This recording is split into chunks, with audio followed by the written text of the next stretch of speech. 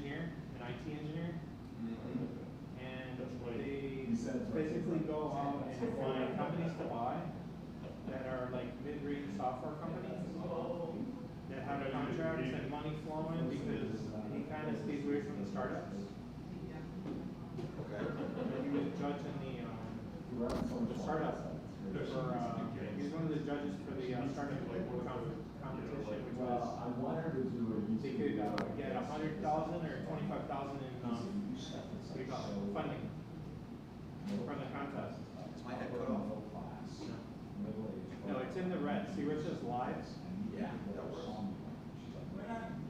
Buenas. Boy.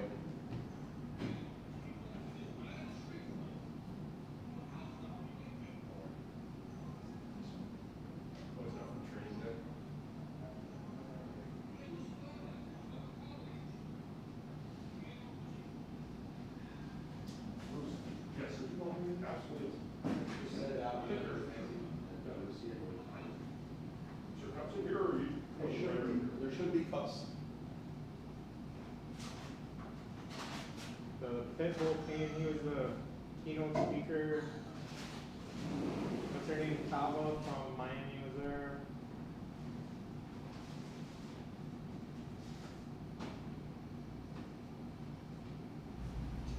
It seems more political than actually business. Yeah. But you need the politics behind it to get it funded, you know? Yep.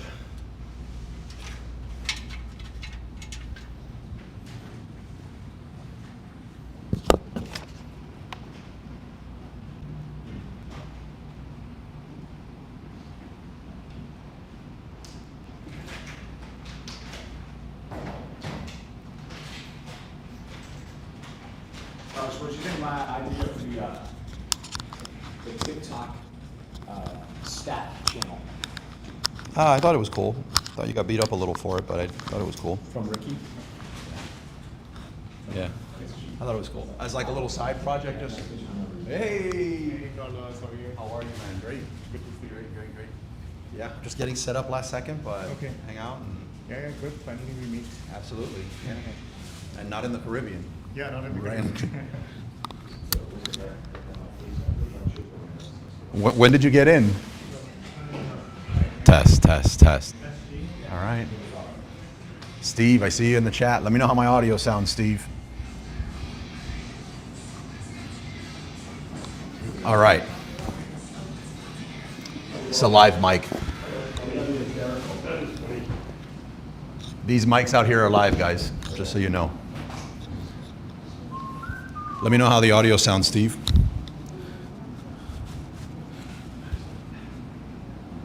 All right. Good.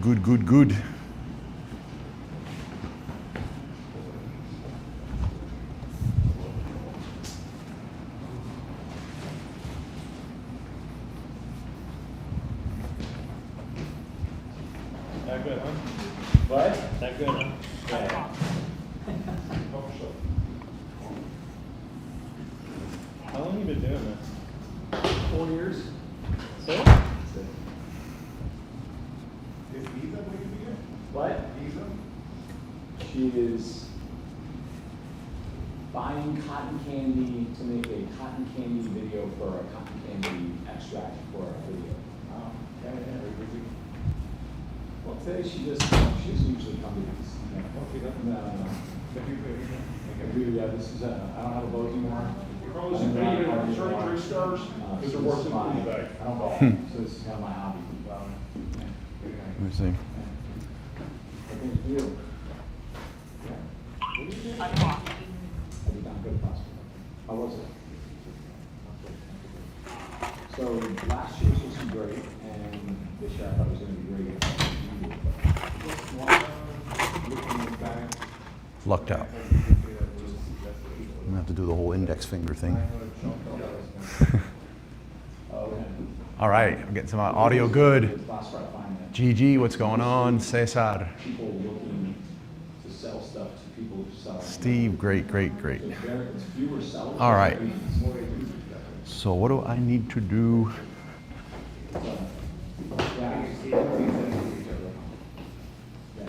Okay. Agency celebrations, yeah. I mean, I guess you can go there for all the crazy parties that they try to throw. Welcome. Attention, but I think there's more agents than there are sellers. And I don't really feel like the concept of the labor there is worth it. That's true. And everybody's just using the word AI. AI is the hot topic now. It's kind of like plant-based food was hot last year. I think AI is moving so fast that every time I try to grab onto one thing, a week later something else comes out, and I'm like, wow. So you just scrap this and go with it.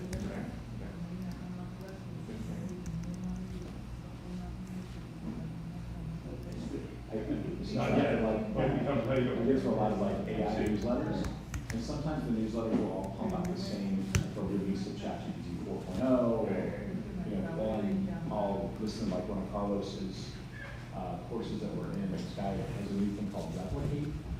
So it's basically where you basically do almost like an 11x of your 20 of your face, and then you put a thumbnail, let's say Hormozy on a jack, and we'll put you in Hormozy spot on a jack. So I haven't really. Have you played a lot more with Replicate, Carlos? I'm sorry? You play more with Replicate? I'm not remembering that one. That's the one from the YouTube channel where you put it does the thumbnail split. Oh yeah, we have people on that like probably 10, 15 hours a week over the last 2 weeks, and probably got another week and we'll have it mastered, everything we need. Yeah, we're up to almost like a 99% success rate in everything that we want. So just continuing to tweak it, and then got some other photo shoots lined up for Tuesday, and then we'll be good to go. Where's the photo shoot here? No, I believe it's around Bird in the Palmetto. Christina Sullivan, actually, you remember her? She's came to the group. She does the photography for the Miami Heat. Oh, okay. Yeah, that's who did my last shoot. And so do you have all the poses that you need? Yeah, you really don't need that many poses with Replicate. You need your body, right? You need your body. Yeah, and questionable, I mean, and maybe not, but yeah. But yeah, I'm gonna go through the same routine I did with my other one, but that's no way that much is needed. I believe it's under 300 or 350 or something like that. Really? Something like that, under. Okay. I mean, I don't know if her prices have gone up since. Are you going to use her for other things too, other thumbnails as well, or? I don't think you'll need any more photographs again, ever. Yeah, of yourself once you grabbed a few angles, unless like I'm going through like a big weight shift. So I arguably could go in now and do another shoot, but I'll probably just give it another 3-4 months. I'll do one more shoot and I'll never need to do another photo shoot for any thumbnails ever again. Yeah. There were a lot of steps in that, on that Replicate thing. There were a lot. Yeah. You have a team doing it. My concern is that I do it myself. There's a lot of. No, we just have a team doing it to put up like, this is how we want it done. Here are the words that make sense and don't. And then there's not going to be a team on it anymore. There's going to be, I guess you'd say, below. Your team ended up having that solution for you. I'm saying that if I had to do it by myself, I put hours and hours into this. And my fear is that within a month, there'll be an AI that does exactly that without having to put hours and hours in it. Yeah, I'm just ignoring all the AI stuff. We're doing Gemini is what we have a few AI that we're going to use. We're not trying to be tip of the spear on all the AI. Everyone's jumping to AIs, and we're mastering the AIs that we're using, and that's it. The majority of them I don't think we should be using anyway. Like, it's going to be somebody else on your team. The whole thing, like if you have some great designers, I'm not a designer. If I can get an AI that can do design, I can create crap designs. Better than what I can do, but crap designs. But if I give it to someone who this is their jam, we've got an amazing situation, you know? Or like your team, I imagine when your team gets AI and stuff like that, what you can produce versus what I can produce is completely different. So I'm not, like as the CEO and as the idea person, like I'm not touching it. Like I'm using it for research, ideation. Anything outside of that is just, I might as well be playing Call of Duty, I feel. Do you use anything with agents? Nope. No, I'm familiar with them, but.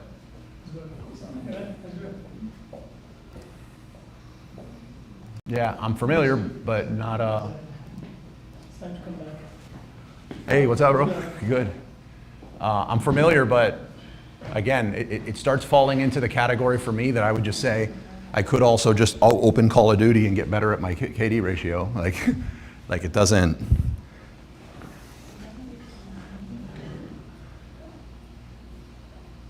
You haven't found an application for it yet? That's Oh no, we could, but why? Like, it doesn't. It seems like if I was to do it, it's just so that I could go tell other people that I do it, not like for us to. Like if I was running a networking event on AI, or if I was doing an AI meetup, it would be like, I want to have like the cutting edge cool thing to show. But what we do, and I'm also not trying to create new businesses with AI, right? I'm trying to like really drill down here. And with what we do, the areas that we know that we could be better at, or like the times we were saying, you know what, 95% is great here. What it's going to cost to do that extra 5% in this area is not, the juice isn't worth the squeeze. But now with AI, I'll take the 5% in that area. Like we have our complete infrastructures in place to address this. 5%'s nice. 5% improved ranking on Amazon, major difference in money. So like that's what I'll start taking it. Or like, this product's good enough to send for development. Well, I think I can do better now, and it's not going to cost me a few months. So like those are the areas that I know you're building out some Shopify channels, but like the question becomes like, I've seen AIs that I've heard of that build Shopify channels in a blend. I just don't know if they're worth it. I don't know.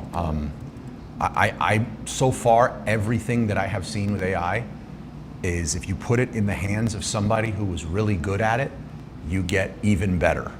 But if you get like, you see my idea of a dress code and color coordination with what I wear, right? So you give me that AI to create a Shopify site, you're gonna get this sort of Shopify site. You give it to someone who's got an eye for that, now you're cooking with Crisco, So I would say, like what we're doing now is like for mobile app stuff that we'll do, or Shopify stuff, it's like, okay, where we can be more efficient is less revisions with the client.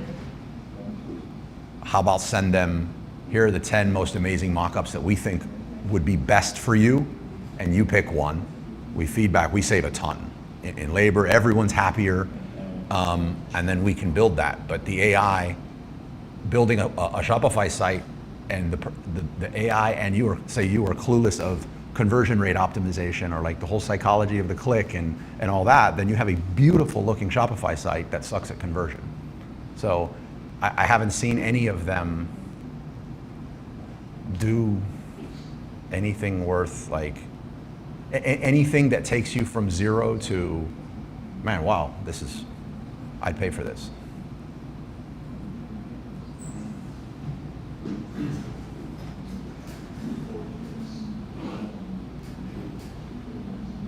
Give me a second, guys.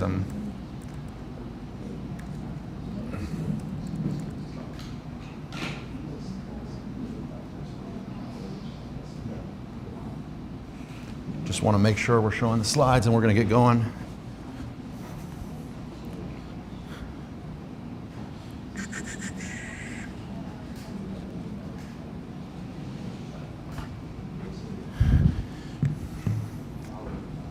Okay.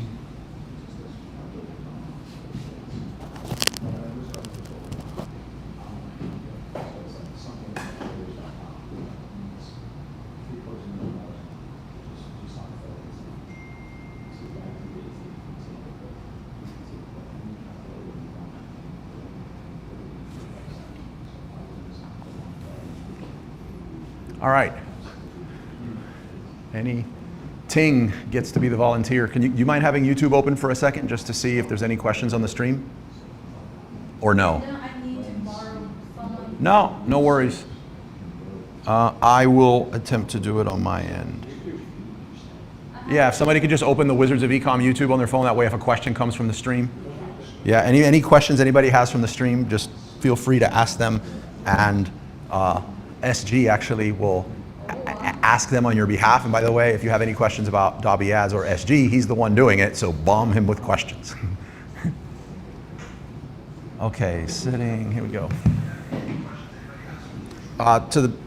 Let's get rolling. We got a lot more people on the way, but sorry, I'm a little late on this, still not getting the hang of the tech here. If you're watching this on the stream, what you should be seeing is, well, you would be seeing me sitting down. Hold on, somebody else is here. Give me a sec.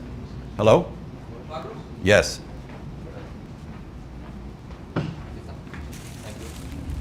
You mind putting this on the table, please? All right. All right, sorry about that. You should see me sitting here at the table. If for some reason the slides stay on too long or I've moved or something, just give me a heads up. I should be able to control it from the phone now. And let's make sure I'm sitting. There we go.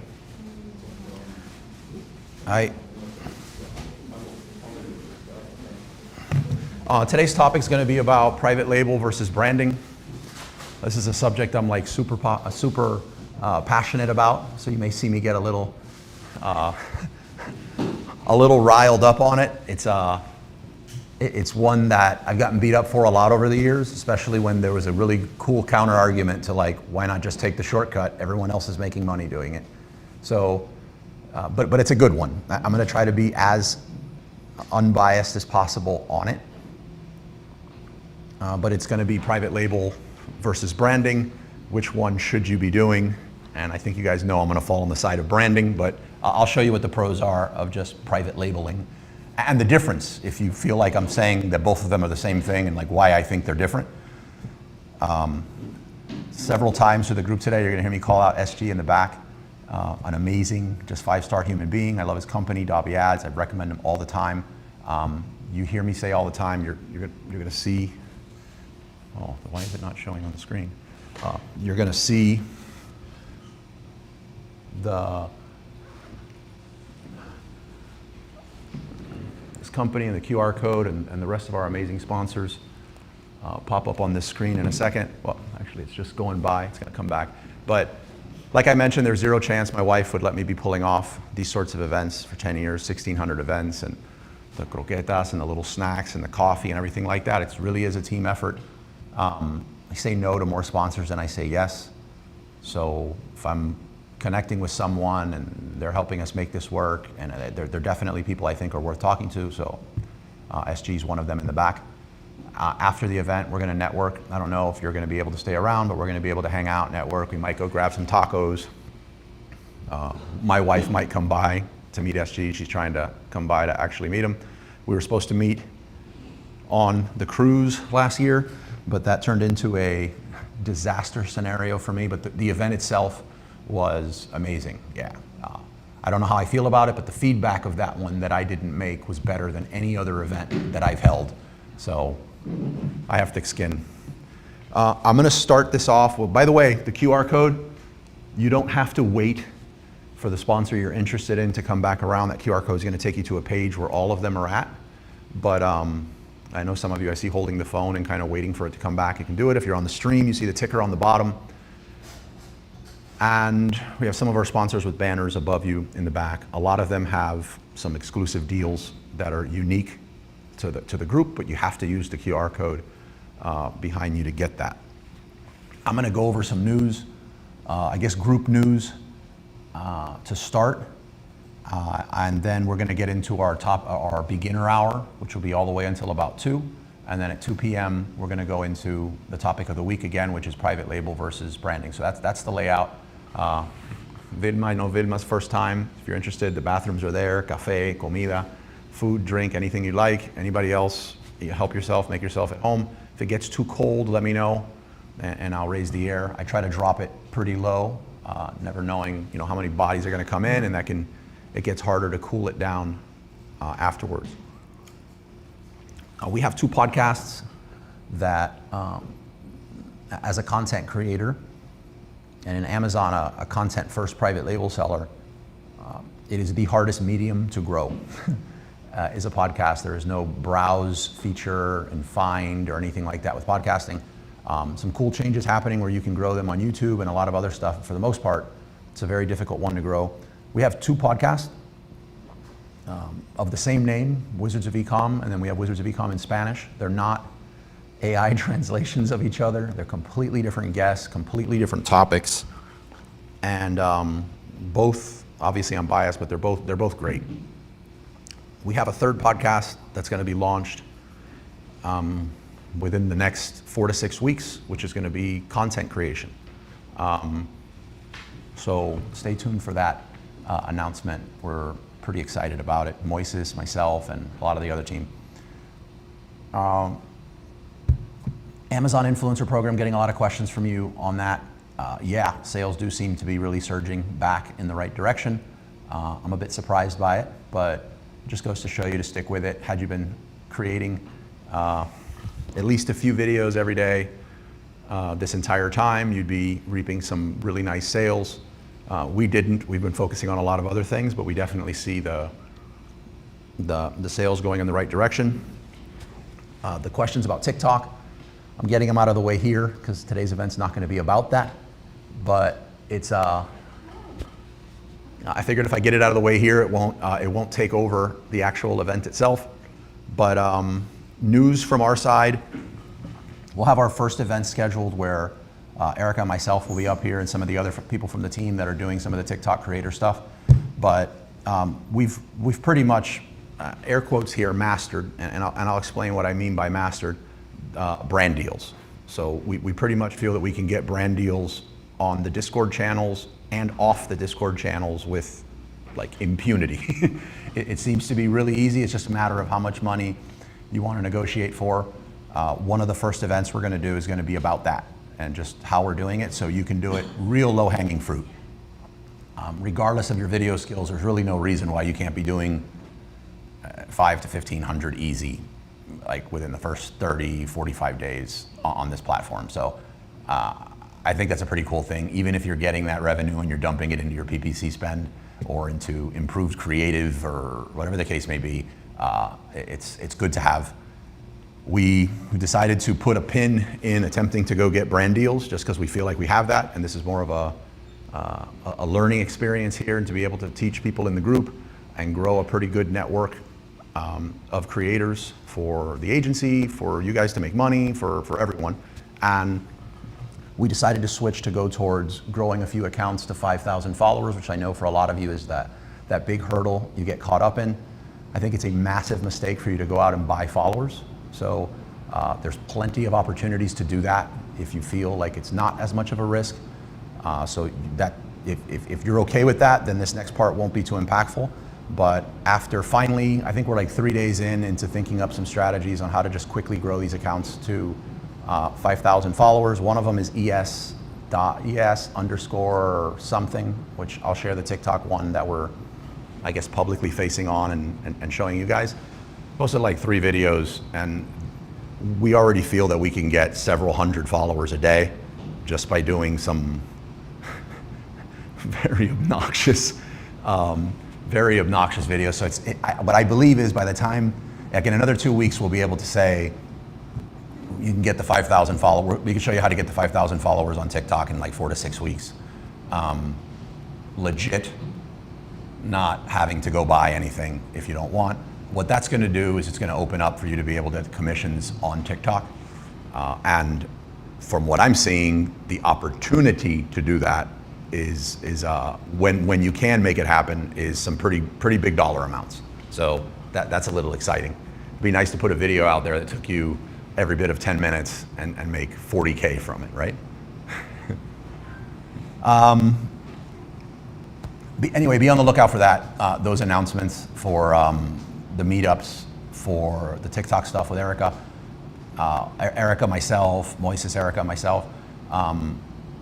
We, especially with Erica and Moises, getting up here and presenting the way I do and structuring stuff, that's not their forte. Like, they're just all in on exploring and breaking stuff and figuring out what works on the back end. They're not professional video creators, they're not anything like that. I'm trying to make this as relevant and like where everybody else is at with this, and just share everything that's working and not working. And most of it doesn't work, but when we do find something that works, it's a pretty big breakthrough. Cool?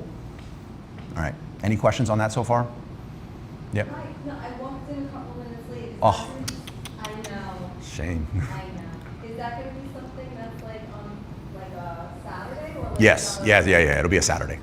Yeah. Okay. It'll be a Saturday. It'll be live streamed. I'm not trying to, which will seem kind of ironic with what I'm going to say next, but we're not trying to gate any of this. To anyone, the goal here for me in this is I'm not trying to start a video agency or anything like that. I would highly recommend you guys do not try to do that. It's not as easy as you think. This is to help people be able to make a nice passive income stream to either get you out of debt, help you get able to focus on what you want to do full time, or be able to massively feed your ad spend or new product development. Like that's where I'm coming from with wanting to make this happen. On the other side, the agency, which I rarely ever talk about, I want to build, for those of you that are inside of Your First Dollar Discord, I want to build that. I want to be able to offer people that work with me the ability to launch their products, leveraging not just ads and some of the other cool stuff we're doing, but also influencers. And I also want to be able to get you guys when you're coming in and you're like, man, I want to get started, but the capital and my risk tolerance and all this stuff here, I want to make that as easy for you as possible so that we can stop talking about things like arbitrage and spending 60 hours a week trying to convince someone to resell a product to you so you can make $1 a sale. So that's my motive in this. So I don't plan on gating any of it. Having said that, I've never gated any chats besides our advanced seller chat, just so that we can, and that's really just to like control the conversation, not to make anyone feel FOMO. I'm hoping you guys look at the advanced seller chat or the advanced breakfast not as something like, oh man, it sucks that I can't get access to that, but more like something to shoot for. And it's just the conversations that go on there are just to make sure we can keep it at a certain level. But besides that, I've never gated anything in this community. There is an excellent chance though that this week there will be an announcement that the Amazon influencer, TikTok, Telegram creator chat will be closed in the way that it is right now. And what will happen is anybody who has gotten the course for the Amazon influencer course, or anybody, a few select brands will be in there, and brands will then be able to offer you deals. So we have 5 or 6 brands that are going to be able to go in there, and they'll say, we're looking for so-and-so to review X amount of products for us for X amount of dollars. But for me to make that work and to make it fair and to have some control over the quality of the content that's being created by the creators, I don't know a way to do that without gating it somehow. And the easiest way to gate it is gating it on a course that costs $200. So you should be able to make the $200 back almost immediately. I know if you have access to the course, you got it. Whether you got access to the course from me with a code or you bought it, you will be in. If I see that you got the course and you were not active in it or you did not complete it or anything like that, I'm gonna reach out to you and say, hey, take care of this, finish it, and then I'll add you. So just be on the lookout for that. That's What course are you talking about? the Amazon influencer product one. Yeah. Other news, online seller cruise. It is happening. This week, the dates will be announced. I believe it is the 3rd. I believe it's the first Sunday. It's either the last Sunday of January or the first Sunday of February. Sunday to Sunday. It's carnival, it's celebration. There's one island we've not done before. There's Celebration Key is another one, and something else that I just can't recall. But the site's almost done to be reactivated so people can get access to it. We will be limiting, we're to control more of who's going, when they're going, when you're getting the cabins, and not scrambling, and to try to keep the event as high end and as intimate as possible. We'll be capping the cabins at 35 to 40 cabins. I don't know that number. So when I announce it, and yes, there is a part there that's to create some urgency so you get your cabin. After that cabin block, I cannot guarantee if you get a ticket that you will be able to access the classes and the workshops on the ship. So I'll be pretty straightforward with that when it happens. If you are an annual member of Wizards of Ecom Academy, which means you're paying the annual renewal, your ticket for Online Seller Cruise is free, which pretty much means you're paying $500 a year for the Wizards of Ecom Academy. You don't have to pay the $500 ticket for online seller cruise. It's a wash. Like, you don't have to do it. That's a perk for doing it. It pays for the entire membership. If you're on the monthly, you just have to, if you want to do some cool math and save yourself a couple dollars for the cruise, just upgrade to the annual on Academy and you should be fine. But the announcement for that's going to happen. When I do announce it, there will be limited cabins. The reason I'm saying 35 to 40 is I believe it's 40, but we've already grabbed 5 or 6 cabins for the videographer, for Andres, who will be either the captain of this cruise or co-captain with me of this event. And Alex Mutt, who you guys know from past cruises. So we've already started grabbing our cabins, and that has to come from that. Plus I need to put some aside for some sponsors and some speakers and stuff like that. So like you want to grab your ticket as soon as I announce it. Otherwise I'm not gonna be able to help you. Shopify meetups begin next week, Saturday. So I'll be announcing that in our regular channels because I know Shopify can be an important part of having a brand. The Shopify meetups will start, they will be in the conference room starting at 12, and we start here at 1. So when you come in, you're gonna see an event happening in the front. You register to RSVP for it. Like all of our meetups, it's 100% free. The meetup next week is going to be a basic one on how to launch your Shopify store in 30 minutes. So you should be able to leave. You're not going in there and building yours in 30 minutes, but he's going to walk through, here's all the steps. You should be able to leave there and be able to have a basic Shopify store up in 30 minutes. That's the goal of next week's meetup. Be hosted by Andres, who's part of my team. So you expect snacks, expect the same quality of what we do here in the meetup, a similar structure. There'll be a beginner hour in the beginning, and then we'll get into the topic of the week, which will be setting up your Shopify in 30 minutes. I got one more announcement, and that is our YouTube meetups have been announced. The next YouTube meetup starts in a month. I know some of you that are like embracing the content side of your brands and video, Ting.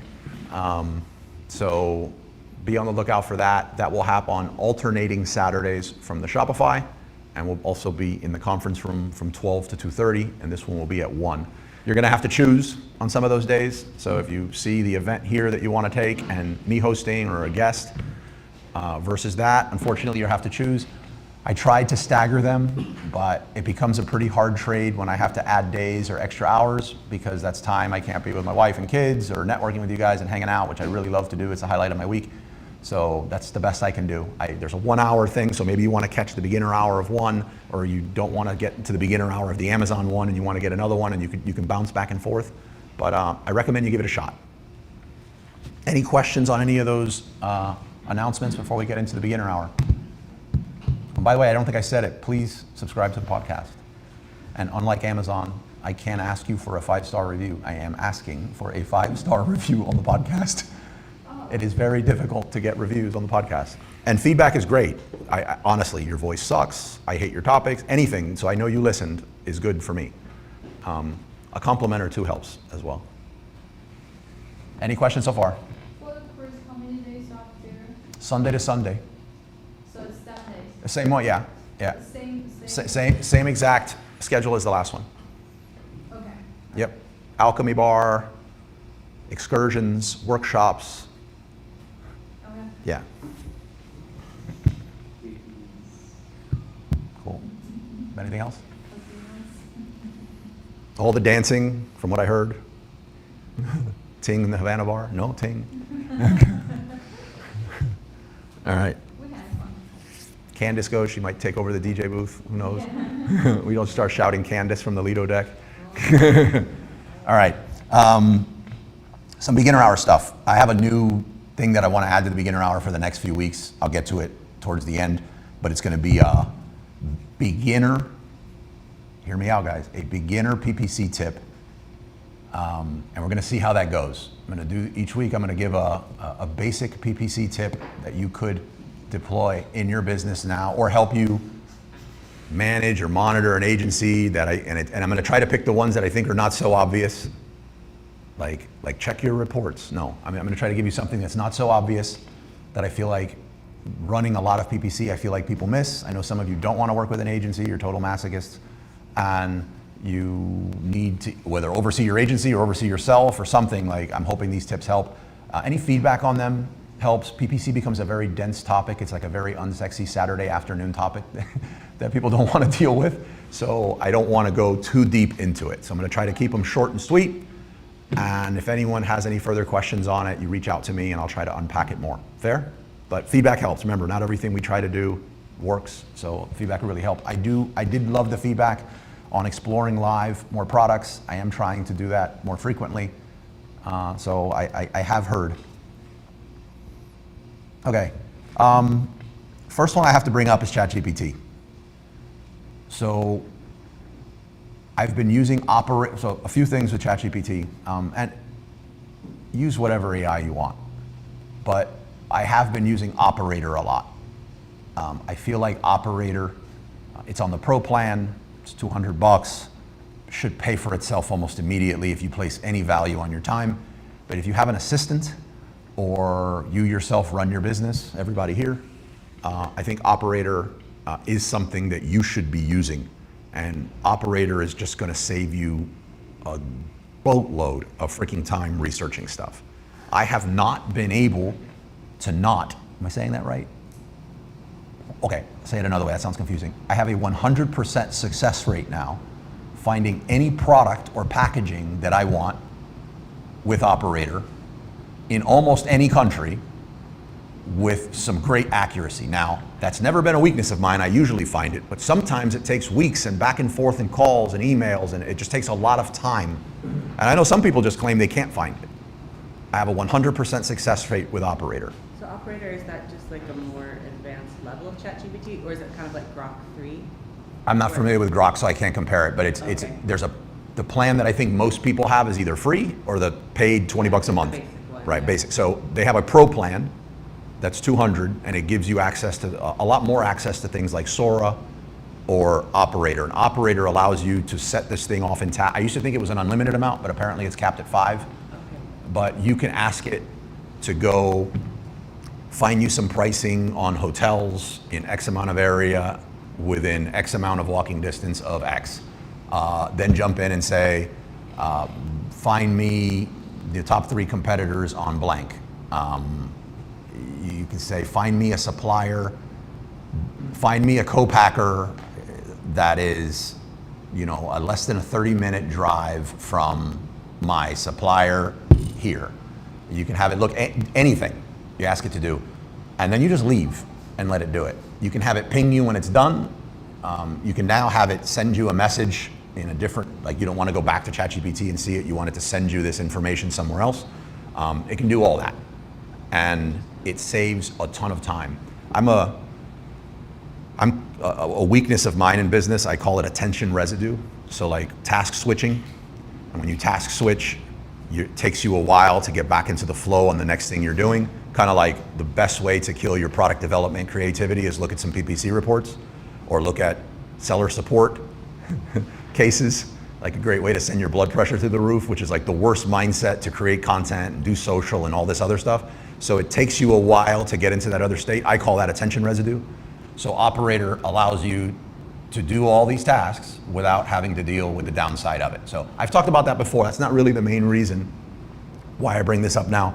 But because we've been using it a lot more, 2 other things that have happened in ChatGPT. One of them I think everyone has access to now, and that's scheduled tasks. So you can now have ChatGPT do certain things for you and have them set off or start at a future date. That's something I had been waiting a long time for. So now you can block out some time, see a bunch of things that you want to happen tomorrow or later in the day or during your meeting or while you're going to go pick up the kids, whatever. Insert your thing there and ask it to go out and do that and start doing that at that time, and then you can come back and get that information. I've started using that. I love it. Absolutely love it. Again, we're talking more about the time saving here that we need.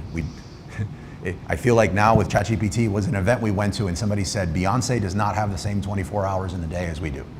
because Beyonce has drivers and cleaning people and all this other stuff. So the amount of hours that she actually has is much, much greater than the hours that we have. So that thing, we all have the same hours in the day. It's usually not true. So if if I have a team, I probably have more hours than you.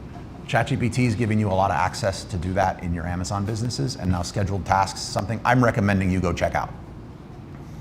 Carlos, The so on YouTube, Cody Sanchez and Chris have a YouTube. Can you throw them though?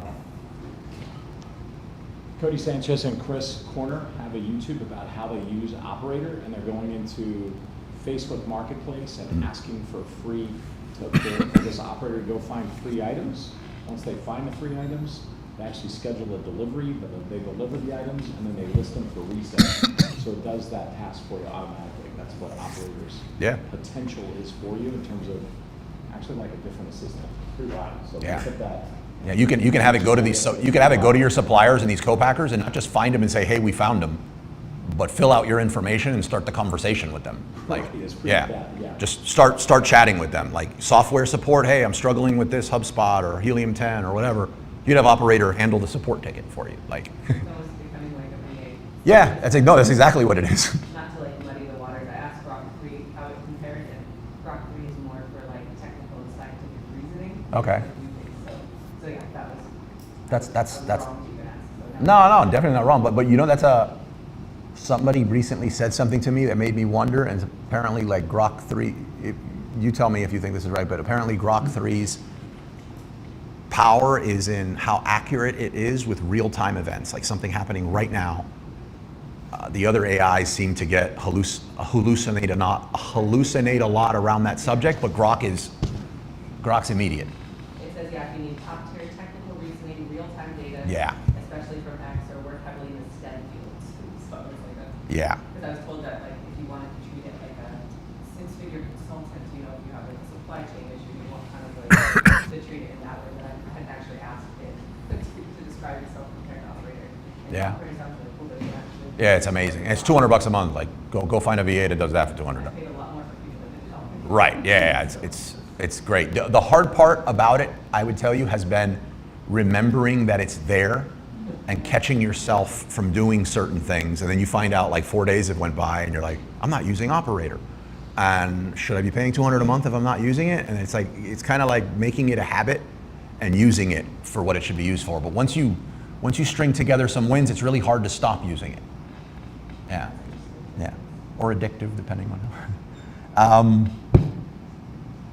All right, so I recommend that. Last one, this one I'm not the proudest to admit here, but we got our best image designs that we have used for main images. And I picked, this was client stuff too, not even ours, that we just went above and beyond on for main images on Amazon. And we tested it against this 4.0 thing on ChatGPT render, and we got smashed. It wasn't even close. So like normally, like if it's my brand, I would reach out to like Dobby Ads, or I would get an expert. The stuff we had set up internally to do was like if somebody, you know, it wasn't a good fit somewhere else, or in the past we didn't have access to Dobby Ads, or we didn't have access to something, we would create it, and we were so proud of this. Like we would use it as an example with other people and just be like, look what we can do. And we put it against this, I guess it's ChatGPT 4.0 or image or something like that. And what it created in seconds completely smashed ours. So you might want to check it out, you know, to use it to complement stuff you've already, you know, got.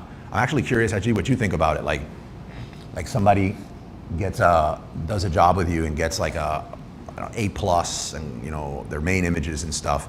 To then do you think it's a good idea to get that, and then to be able to get that and then create, use this to be inspired to create 50 to 100 ad creatives based off of that UGC content, like all that stuff? You think that's a decent workflow? That's what right now, that's what I'm looking at, and I'm like, wow, that's. It's insane. The latest upgrade is. Can you throw on the speaker, please? Do you don't mind the cube? Actually, the latest upgrade is pretty awesome. Just yesterday we were playing with some images. I think it's going to be used by everyone. The images are top notch. You can just make it live on Amazon. Yeah, it's pretty wild. What this does mean, and it should have been the case all along, but there's no more excuse for like mediocre. Exactly. Anything creative, like at all. And kind of like I was mentioning before, I mean, actually you guys closed the gap on that. You guys were leading the charge and closing the gap on that anyway, but it's kind of like no matter who you're working with, especially if you're working with humans too, like 97% is great. I mean, you're crushing the competition there. And then you're just kind of like, am I really going to go another month or two tweaking this and going back and forth and this other 3%? It seems like now you can, but beyond that, you thinking of ad creatives and thinking of landing pages and thinking of all this other stuff, you take your best shot at it. Most people create one. You now could just say create 20 and get these 20 different looks and test them in PickFu, and they're great. It's mind-blowing what this new ChatGPT thing is doing. So I recommend checking it out. I recommend not trying to get it to replace everything you're doing. I don't think it's going to be good for that. I don't know what the future holds, but as of right now, if you're just like, I'm getting rid of my entire design team, or I'm no longer working with blah blah blah, I think you're going to fail pretty rapidly. But if you go ahead. Okay. So there's a question also on Sure. the YouTube channel. What are some ways we can use Operator as Amazon sellers or business owners in general?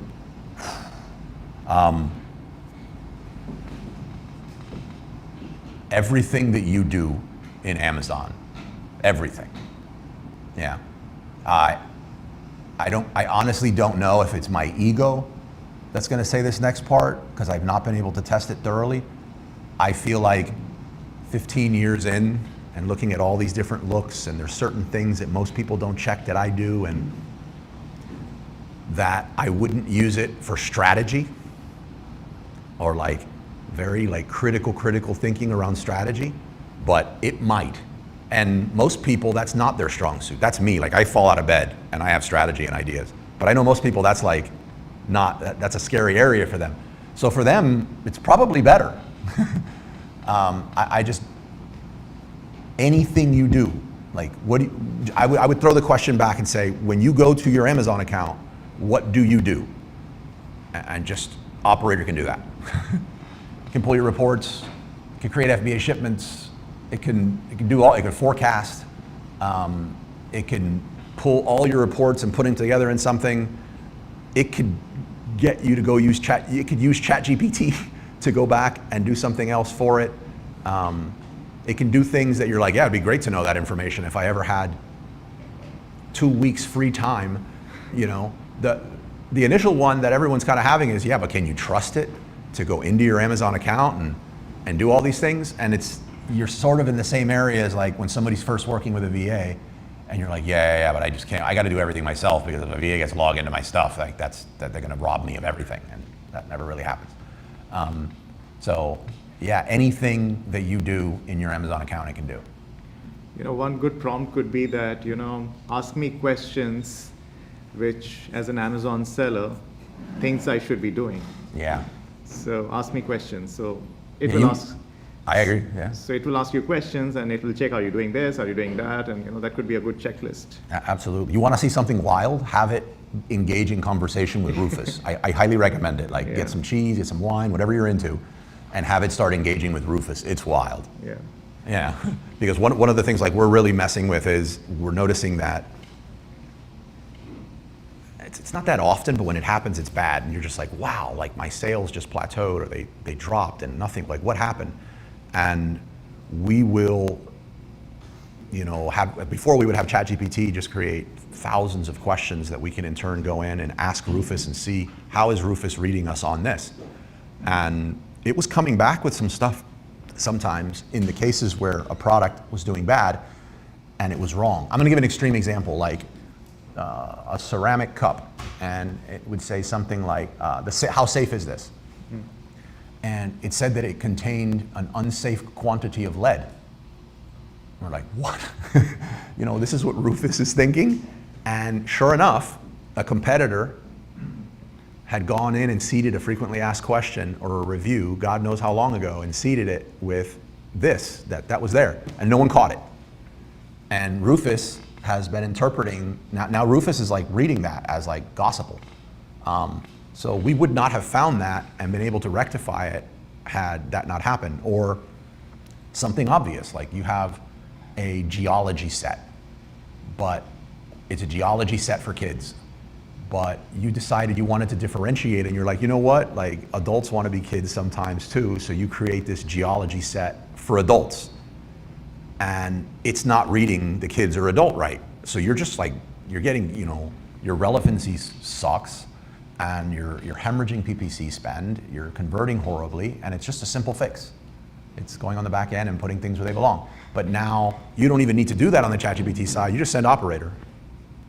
And just have it ask any question imaginable to Rufus, and anything out of the ordinary or anything that would hurt your conversion rate or sales to let you know. And yeah, it's unbelievable. So like anything you do, it can do. I'm sorry, what's the name of that, Rufus? Rufus is I'd say, a major disruptor that we're going to be dealing with on Amazon for like the next. Huh? Rufus. Okay. Yeah, named after, I believe, one of the first dogs of Amazon. It might have even been Bezos's dog, was it? Rufus? Yeah, anyhow. But yeah, you'll see it. If you shop on Amazon? Ask the Rufus. Yeah, you're gonna see it everywhere.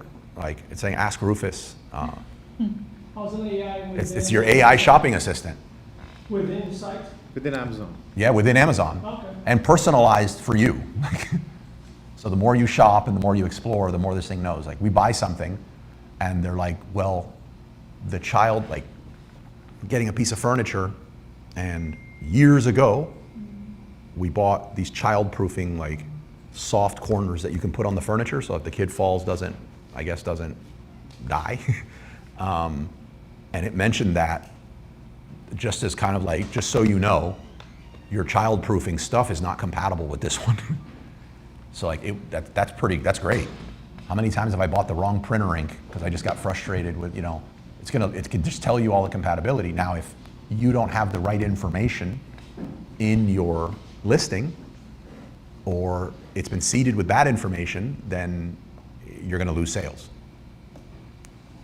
Yeah. I feel like it's going to be a disruptor. I'm not loving Rufus as a seller and as a brand owner, but I'm loving Rufus as a buyer on Amazon, as a shopper. I love it. So I think people are going to adopt it mainstream, and it's here to stay. And we're gonna have to come up with strategies around it. Yeah. All right. Any questions so far? Is there any questions on the stream besides that one? Did it help? No. Okay. Let's. I tried to break this down so it doesn't get too complicated, but I'm gonna share this PPC tip with you guys. I feel like this is a beginner Amazon PPC tip. It's the beginner hour, so PPC is pay per click. All right.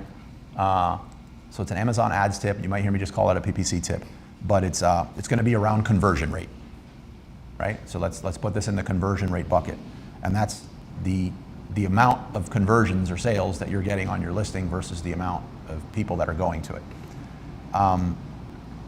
Here we're going to talk about, here's a tactic to see your conversion rate versus that of your competitors, because Amazon gives you this information, and for some reason a lot of people don't look at it. So how is your conversion rate versus your competitors? Specifically, where you go is you go to your ad console within Amazon, you go to insights and planning. So if you're going to write anything, by the way, if you need the notes on this, just let me know and I'll give you my crazy notes here. I hope you can make sense of them. But if you only want to write down one area, it would be this one, so you know how to get to what I'm talking about. So you go to Ad Console, Insights and Planning, and then Brand Metrics. And Amazon breaks it all down. And what they're going to break this down into some buckets here, which is consideration, conversion, and consideration and conversion rate. Awareness, consideration, and conversion rate. Yeah, I'm saying that right. Really great information to know, but that's not what I want you. Don't get lost there. Like I want you to look at something else, and that's going to be, I want you to look at your category median. So this is going to be the average conversion rate, and you're going to be able to separate this by the top 50 sellers in your category and see what their conversion rate is and how you stack up against them. So the category top would be the average conversion rate of the top 50 sellers. You're with me? No? Okay, tell me. Could you? Because I thought I got the super basics, so this is helpful for me to know what I need to. I was looking for my pen. Could you just go back one sec, two steps? You go in and where do you start? Where you click? You're going to go to Add Console. Okay. Uh-huh. Then there's going to be a drop down. You're going to see Insights and Planning. And then you're going to see Brand Metrics.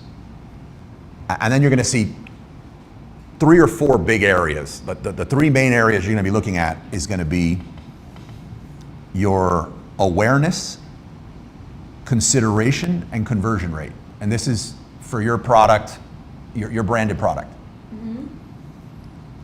But what I'd like to emphasize here is to look at the category median, which is going to be specifically to look at the top in your category and what their conversion rate is.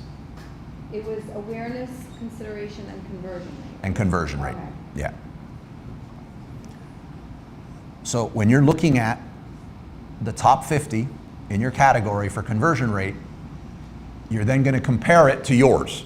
And now I'm going to get into why this is important so you don't think I've just gone off the reservation. So if you are right there with the top of the pack on conversion rate, this has nothing to do with your page position right now, right? So you're ranking, you're on another page, don't worry about it. But if you're enjoying a conversion rate that is near, at, or above the top 50 in your category, it is time to be very aggressive with your PPC.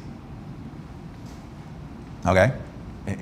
In my opinion, this is when you decide, okay, pedal to the metal. This is where you're doing high bids, you're doing top of search, you're doing exact match single keywords, because think about it, your conversion, you're crushing it, you're doing just as good as everybody else. So let's get in front of as many people as possible, you're killing it on your conversion rate. If your conversion rate is below the median, that lets you know a lot too. That lets you know there's a lot of other things you need to work on that you can focus on your listing that are specific to conversion rate.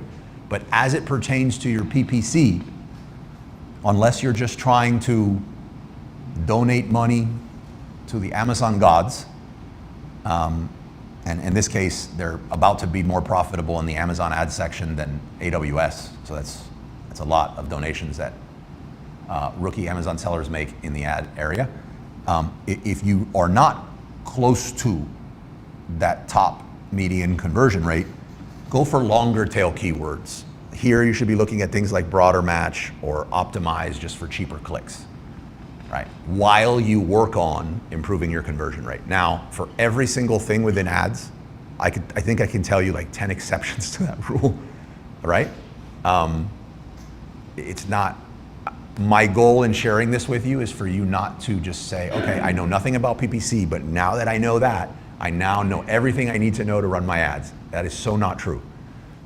But this is to encourage you to go into this area and constantly know how your conversion rate stacks up against your competition or top 50 in the category, and know, should I be working more on my listings, the areas of my listing that improve conversion rate to get higher, and make sure that your PPC is reflective of how well your conversion rate is. So again, if it's great, pedal to the metal. If it's not, pull back, not stop ads, but pull back, think broader match, think longer tail keywords. Okay, does that make any sense to anybody? Or was that like drinking out of a fire hose? Give me feedback afterwards. This, by the way, I would call this very basic PPC. This isn't anything fancy. So if you have a headache on this, reach out to me. How often, do you think someone should do this and look into this? I think you should try to always know your conversion rate. Yeah. I would say I have somebody looking at this, say like brands that we do their stuff on, I would say they're looking at it constantly, and it might be daily, but at least 2-3 times a week. Mm-hmm. Yeah, but I think it would be good, especially if you're doing your own stuff, mm-hmm. and you have all the time in the world and you have one SKU or something like that. If there was one thing besides sales that I think you should constantly know, it's going to be how your conversion rate is. Mm-hmm. Yeah. Cool. All right. We're now in the beginner hour, so there's 8 minutes left. Does anyone have any questions besides all these things? And by the way, don't forget to give me feedback on like what you thought about that tip, so I can start sharing some tips in the beginner hour and some of the other topics that we've covered so far. You have a question, Ken? Yeah, this seems like a silly question, but maybe it's not. Does every listing have a brand story? I mean, I think if you have a listing on Amazon and it's your brand and you care about it, I would put a brand story on it. No, but I'm just like, yeah, like does No, does I'd say the every majority of listing- listings on Amazon don't have a brand story. So does every listing have A+ and a brand story? No. No. No, I would say the vast majority of the listings on Amazon are like in a massive state of neglect, Okay. or that are just like carryovers from another time, like even pre-FBA, and doing well still?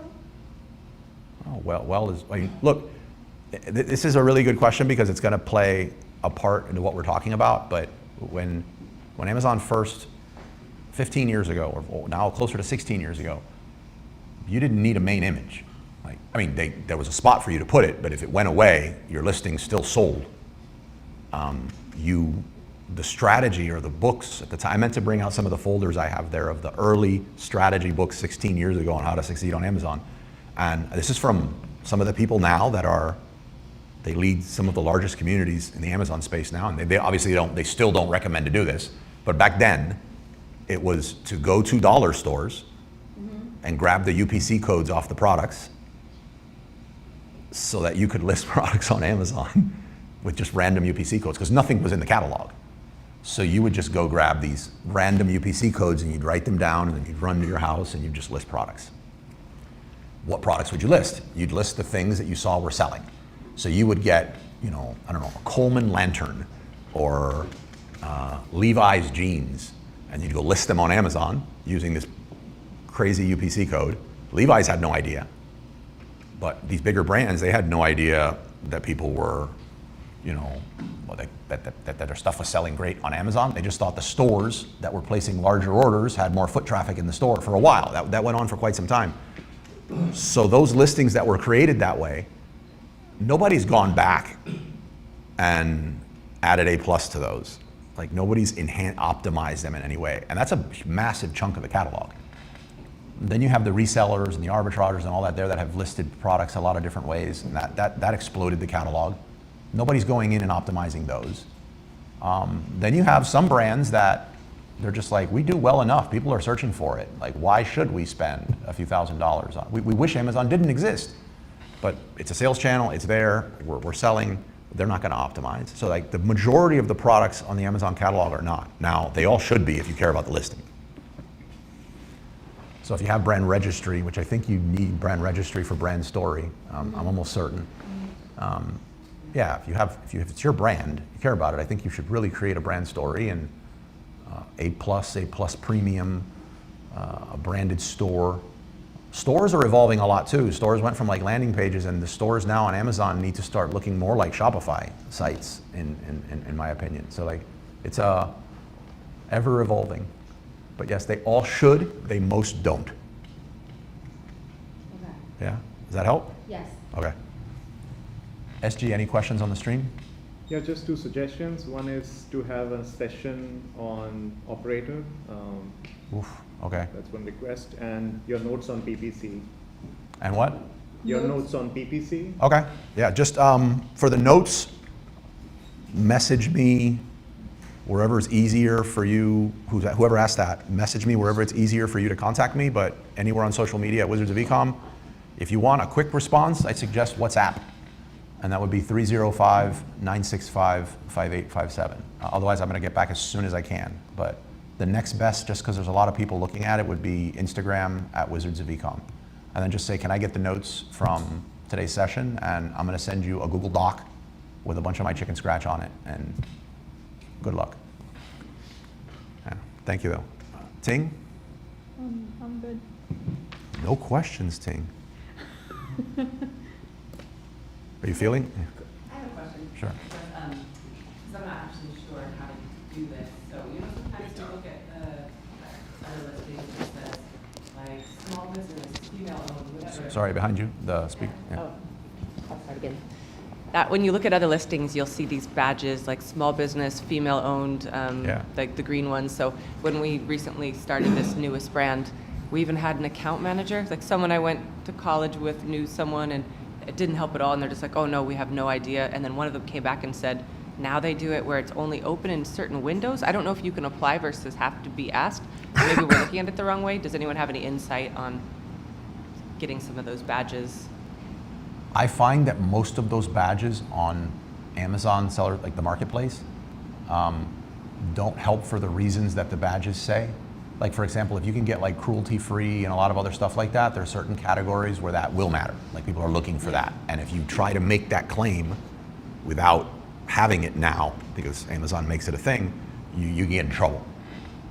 For the one that has the biggest impact so far is black owned. They have one that's black owned business, but the reason it is, not knocking anything, is Amazon has disproportionately done a lot of independent events and sales and opportunities around that category.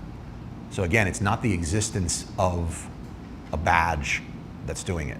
I think it's worth getting because they act as a nice, catchy pattern interrupt when they appear on the listing. Kind of like if you could get a green little flag sitting next to the top of your listing in search, it's probably gonna get a lot more eyeballs. When you can get the Amazon's Choice or newest seller or best seller thing to show up, you notice that it really helps. So I think you should get it if you can. Yeah, Just I would. how? Like that's because we don't. There's Oh, not like a I'm box not- to tick. So that was like because we can't. When we first set up the account, it said what do you like qualify for? So we put all the things there, but then nothing's happened. And then the closest thing we got to an answer, our account managers basically admitted that they don't really do anything. They don't. No. Their job was just to get you signed up. Yep. That was it. And, Yeah. and so they're like, oh, I think there's like a window that opens for that, and maybe they'll contact you. Like they only take on so many. It didn't really make sense. No, So- they don't. I don't know the window. There's some accuracy to that. Like, I don't know it, but like, let's just say it's every 3 months.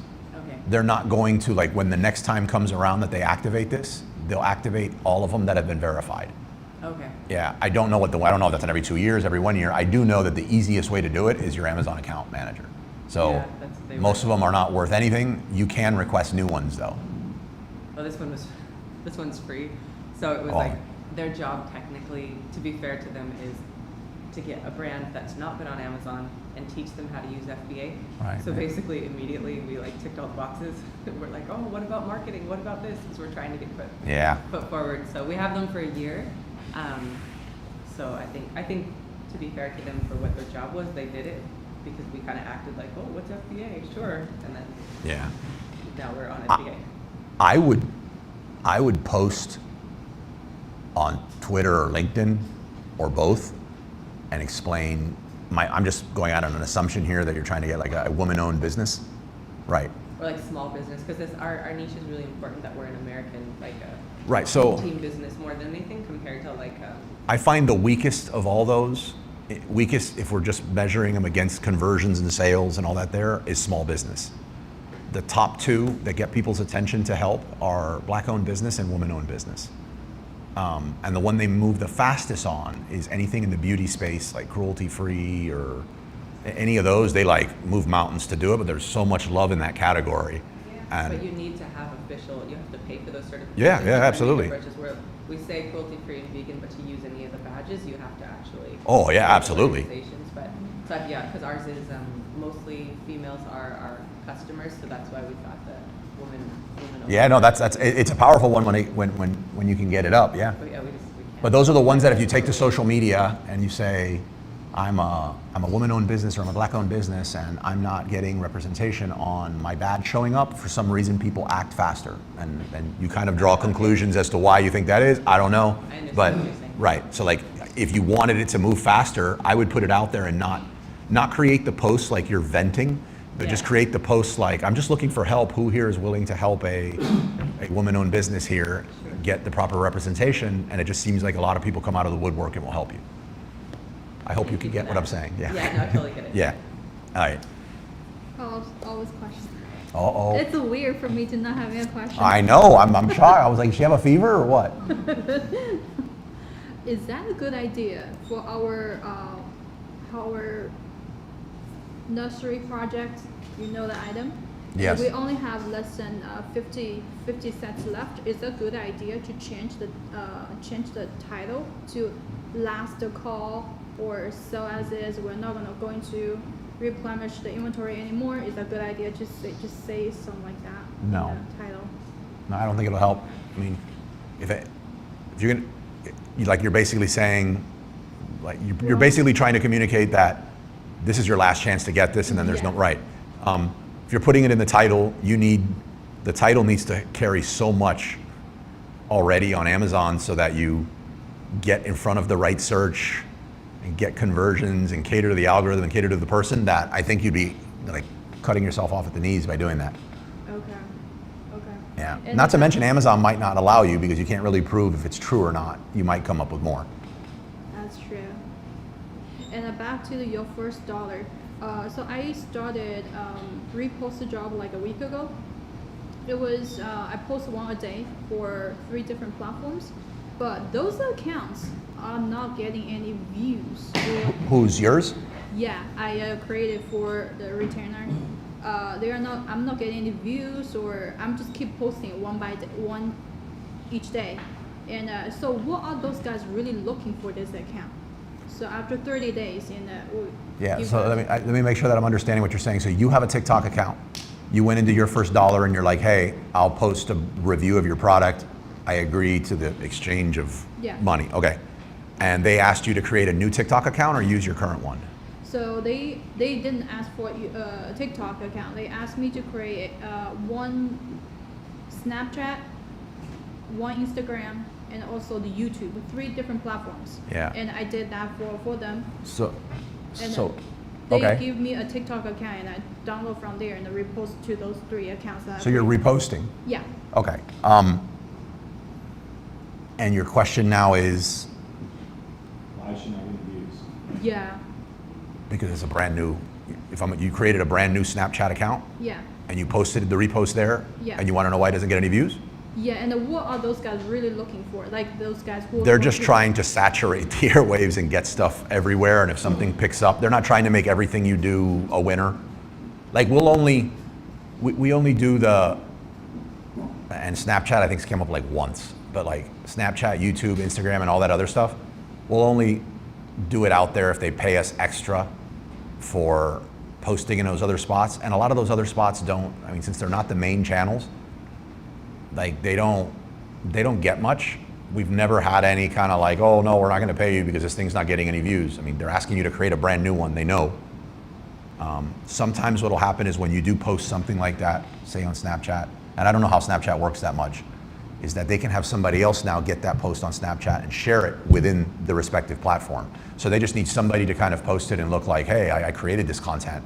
And then they'll have an army of people that do reposting, and then they'll populate it through the rest of the platform. So it kind of throws the scent off a little bit on it. I wouldn't stress too much on the views that those get. Okay, Just look get paid. afraid of after 30 days, they're gonna say, oh, your account doesn't have anything. Nah, they're not, that's not how you structured it with them. If you're not getting paid per views, then it doesn't matter. Okay, Yeah. yes, Tom. Sam, are you making sure that every day after you post, you're sending to them like a little email Yeah. saying that I posted, Friday at 12:30? Yeah. Yeah, you're fine. Just do that. And don't worry about getting the views and everything else. Okay. Just go through the motion. Now that you've done this once, with what, YouTube, Snapchat, and what else? Instagram. Yeah, you're gonna be an expert at it. Okay. Okay.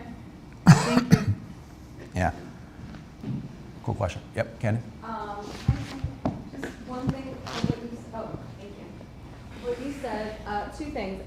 When she said, oh, can I say something like last call or whatever, what about when people do like, isn't it like, I don't want to say less thirsty, but can't you be like almost out of stock? Isn't that better than, it doesn't matter? No, you're not allowed to do that. Okay, fine.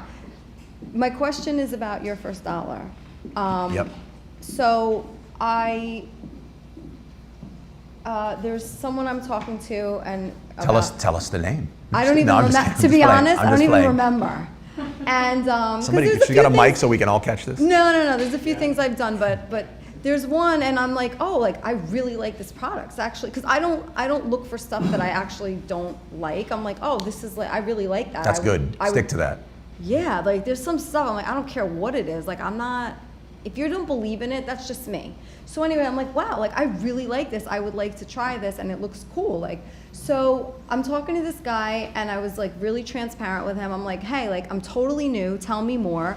But I sent him from my Amazon influencer account like a video of me. So he's like, okay, great. Like we'd love to have you on board.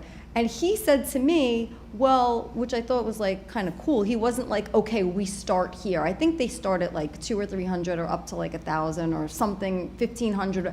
But he's like, oh, so like what would you want for one video a day for 30 days? Now, one, I've learned that this isn't, it's more time consuming than people think. It's not just like, you know, you have to like, it has to be right, it has to look right. So it does take time. So I don't know if you could tell me like a number. I don't want to lowball myself, but I also feel like I also want to say like, hey, let's try a month.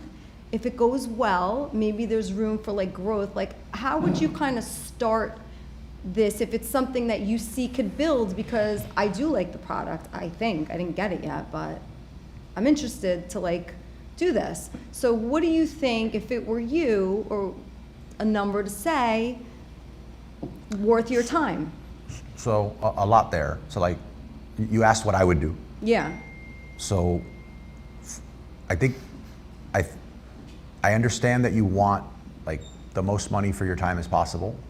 What I do, and I think other people should do, is be honest with yourselves when it comes to, do you have, are you a great, you know, are you great at putting together a video, right? Not whether you think you look great on the video, I'm sure you do, but like, are you great at putting together videos? Do you understand what should go into a video to make it great? Do you have good lighting? Do you have great audio? Like, basically, do you have experience in doing this? Like, I think that should be taken into account. The other one is, I like to say this is the minimum. I really don't care about any of that stuff I just said, but here's kind of the minimum I need for me just to like set up shop for you. So on our YouTube stuff, it's 3,000 to 5,000. Like we'll get people that want to post something or have us insert something on the YouTube. It's 3,000 to 5,000. If they want us to do a short, we do 1,500 to 2,000, and that'll be across the YouTube channels that we have. On TikTok, again, it depends on what your goals are in doing this. We wanted, and I explained what my goals are. I won't bore you again with them, with this TikTok thing right now. You're not. I don't think any of you should be. I do not think it is an effective use of time to try to turn this into, just from the creator side, a business, right? Use it to fuel an existing business. Like this thing's not gonna be the gravy train that it is right now at some point in the not too distant future. You need to build up, or it would be better for you to build up that experience and a portfolio of videos that you can point to. You could either go buy the products and build your own briefs and learn all that different stuff on your own, or you could get anything for it, including the experience. So what we did, even with, I do have a lot of experience on what makes a good video and what goes into a video. I do have a team. I have a lot more expenses than most. With Erica, we said, oh look, we don't have the TikTok right now. We like this product. You think you could do really good with the product? We took $100. Okay. Yeah. For 30 videos? There's two different spectrums. For like my channels and my YouTube stuff, it's gonna be a few $1,000s. Right. Right. But then we have a whole bunch of other people that you just talk to them and they're like, you know, we with what you're doing, if you do these kind of stuff for us, we'll give you $2,000 a month. But you don't have that right now. Right. So we're gonna do $250 a month with you. We'll do $500 a month with you and stuff like that. So like, it really depends on what you're trying to do. I think it's just a responsible thing to do and not just do a money grab, to build your portfolio of videos, understand what goes into doing all this, create a good experience for the brand that you're working with. You're not just getting the video experience, you're getting the experience of working with a brand, communicating with them, understanding their briefs. Do it. I mean, if you get $100 for it, that's fine. You're not marrying the $100. That's my 2 cents. Yeah. Okay. Does that help? Yes. Okay. Can I add Who a else? couple things? Yeah. How complicated is the item? So that would be another thing. If you're gonna make 15 videos or 30 videos in a month, how much scripting, time, editing are you putting into it, and how complicated is that product to do content for? So if it was something easy, then that kind of gives you a little bit more like, hey, I can do 20 videos or I can do 15 videos. Just be careful because as Carlos said, scaling this is going to be hard if you get 3 or 4 brands and you got to do 30 videos for 3 or 4 brands per month. The juice is not going to be worth the squeeze there. No. So just think about how much content you can make with that item that you really, really like. If it's DJ equipment, I'm sure you could go gangbusters, especially with like Ultra going on and stuff like that, and how you mash that up together. So just think about how your editing is going to be in there and how much time you're going to take. That's my 2 cents. But that's also a good idea that like if they say like, oh, we want 1 video a day, I wonder if like these people will be like, well, could you do 20 videos in a month for this? Like, do you think you can, are they like negotiable? Absolutely, it's up to you. Because What can you do is what's yeah, gonna- it's kind of like, yeah. The 2 main camps that people are falling in is they want 15 or 30. Seem Yeah, to I be see the numbers that. that they want. I see that. I think I've practiced what I preached on this, and I know some people don't like to do it this way, but I like to get my reps in. Yeah. Right? I like to get my reps in on something. I don't want to do the bare minimum customer service and communication. I don't need to perfect everything, but like, I want it to, it's a partnership that you're potentially building. You could keep going back to the well on this. There's no reason to burn it. Just because you told them $100 or something, or free, I don't care, like whatever you told them in the beginning, you can revisit it once your work is leveled up. If your work doesn't level up and or you realize you don't like this, then you're still in a great spot, like you didn't overcommit. Right, right. So I just get clear as to what you're trying to do. You're right. Like a lot of people are going in the direction on this where they don't realize they're about to hit the wall called agency. And think about it, guys, like you could have done this from the beginning. Like you don't need TikTok and the Amazon influencer program to go out there and start an agency. And I have a large agency. And in most days, you don't wish that on your enemy. You know what I mean? Like that's a lot of people. It's a lot of people, it's a lot of attitudes, it's not a good thing. Like the next great offer I get from my agency, I'm selling it. You know what I mean? Like take launching, don't lose sight here. Like start a brand. The majority of my revenues have come when I've exited one of my brands. Get really good at brands. Right now, I mean, not getting into specifics, but I know your risk tolerance right now, and this is your first like hard go at this. You know how much stronger you're going to be just because you have some solid revenue coming in that you can dump into your PPC and you're not seeing it all just leave your bank account? No, That's yeah, priceless. Otherwise, you know what you would do, I guarantee you would start tanking your price. And you just be like, I gotta get rid of my inventory. And you'll be super frustrated, you'll disappear from the meetup community. Use this for what it's good for. You're also developing a really powerful skill, in my opinion, which is content creation and video.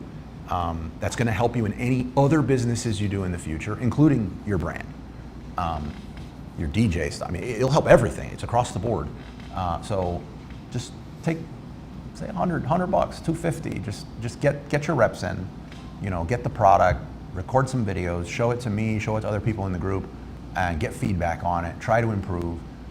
You don't need to go all in on the most expensive equipment. That's not what's going to hold you back, but there is some lighting and some audio techniques, there is some story and some hooks that you can be aware of to level it up. And look at this stupid little, I mean, you can look at it afterwards. Not stupid, in case Erica's listening, but we were just like, put a stupid hook in the front of something, just like whatever, I mean, this is a second.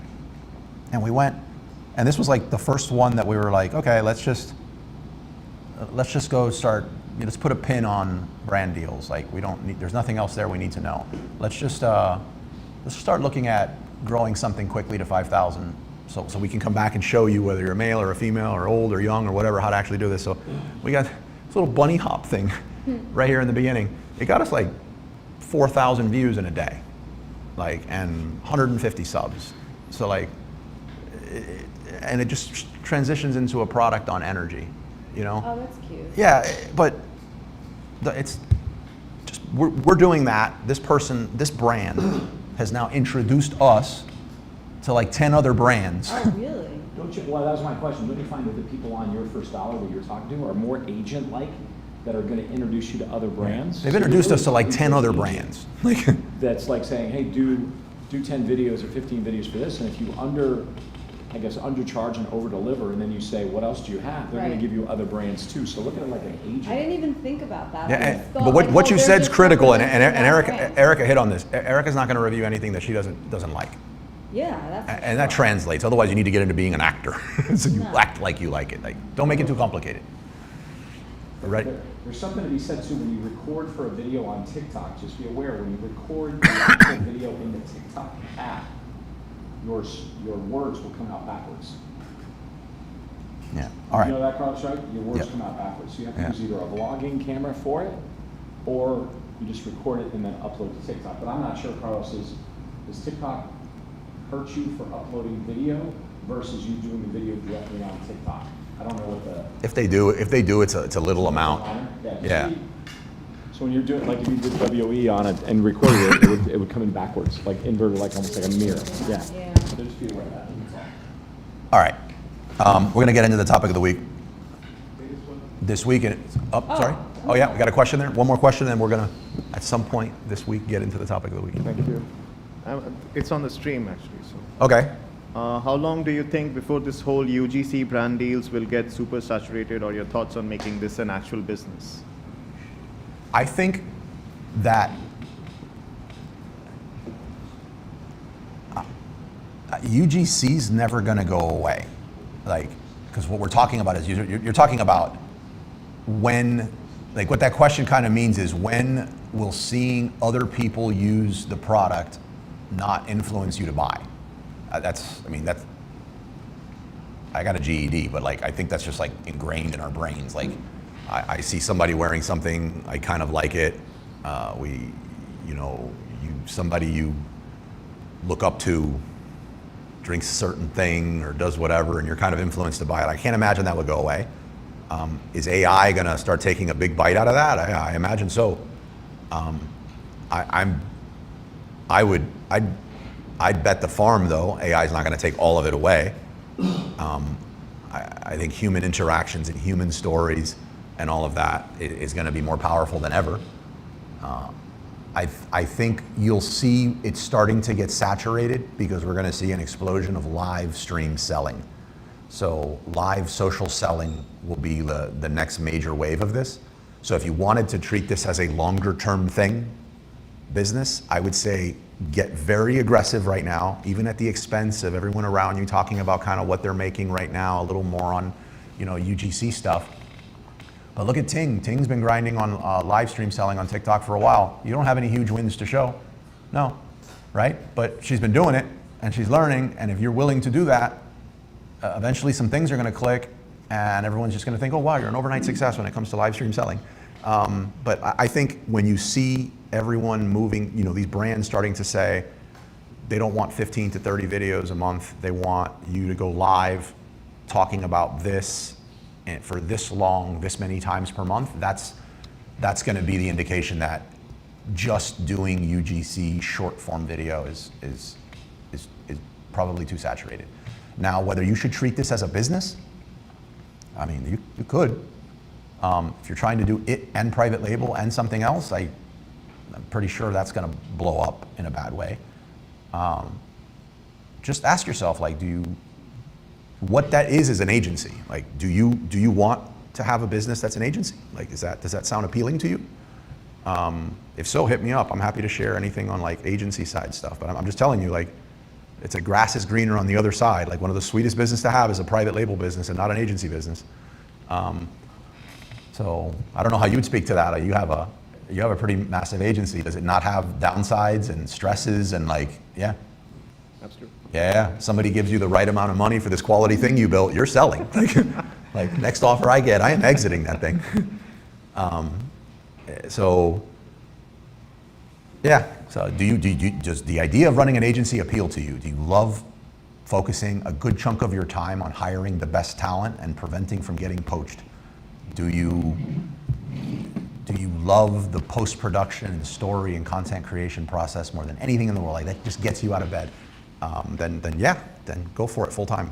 It's very, very cutthroat. I would rather launch a garlic press in Q4 than do that. Yeah. Right. Good. All right. Topic of the week. So this is going to be, for those of you that weren't here earlier, this is private label versus branding. Straight up, I'm very team branding, and I'm hoping to back that up, creating a brand and not just creating a private label. But I think it's important for people that have just started selling in the last few years to kind of understand how we got here. Otherwise, it may seem like I'm just one of these people that says you should walk to school 10 miles in the snow barefooted, and that's not it. I'm not just trying to pick the harder way of everything. But I've been doing this full time for pushing 16 years now. Amazon being the lion's share of everything that I do. I got suspended on Amazon probably close to 16 years ago, and it absolutely terrified me. I was in the air.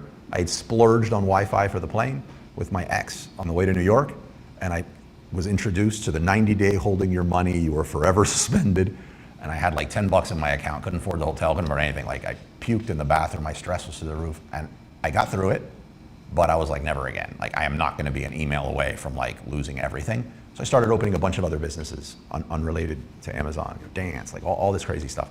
But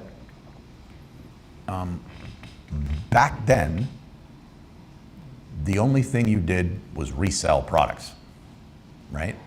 And eventually, like 14 and a half years ago, 15 years ago, you would do something called white labeling. Private label, the term private labeling in the Amazon space didn't exist.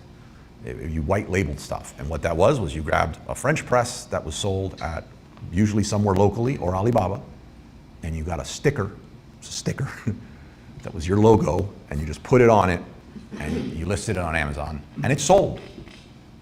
I think we can all agree it had nothing to do with the quality of our French press, the branding, or anything like that. It was just the catalog there was no competition. Us as sellers, we didn't interpret it that way. We just said, it means my brand. That means everyone is buying this French press because of my logo, right? And white labeling happened for a while. It wasn't until like, I'd say 12 years ago, when it was like, what is it, AMS? Is it ASM? What's that really, really massive? Oh yeah, ASM. It's ASM. ASM comes on the scene, and they're some of the sharpest marketers I've ever met. And they bring the term private label that really only existed at like the PLMAs of the world and like suppliers who like will white label our product that we manufacture for stores. And they introduce it into the Amazon scene as a, grab products from China, sell Amazon private label, and create a brand. But again, there's very little competition at the time, so there was no need to do things like, product differentiation. There was no Amazon PPC. FBA was invite only, So like, everyone's merchant fulfilling it. So it was a totally different time. And every major brand, I'm gonna say in the world, but in the United States, didn't want to be on Amazon. They wanted to continue supplying their retail stores, right? So resellers are exploding at this time. The brands are thinking, wow, this local mom and pop just ordered 8 pallets of these wine aerators. They must have a lot of foot traffic. And it was no, they were just funneling it in to this Amazon FBA program, and no one really knew. And as this is happening, white label sales keep going, and people start putting out courses on branding and how to run a real Amazon private label business. But again, it was smoke and mirrors. Nobody knew anything. So now we have white label, we have private label. The amount of money that we were making back then was just disgusting for the amount of effort. You'd list something on Amazon and the main image would go away, and you sold more. Bullet points were optional. You got your GS1, there was no GS1 anything. You got your barcodes from a dollar store, totally different. And people started getting really cocky with this because you're making life-changing amounts of money, and they're pointing at Coleman lanterns versus their $2 lantern they got from China and how they're crushing Coleman's marketing team. No, Coleman didn't want to be on Amazon. They weren't competing there. They were spending their money in Google and Meta and all these other places. They didn't want Amazon to exist. And this is gonna be important in a second. So we're in a spot where now this is like 10-ish years ago, where we now have generic listings, which are just plain French press with nothing on it. We have private labels, which are French presses with a sticker of a logo on it. And we have some people that are attempting to go into creating brands at this point. They're like, differentiation starts getting tossed around. These were the people that went and proactively got a trademark, because there was no reason to get a trademark back then. There was no brand registry.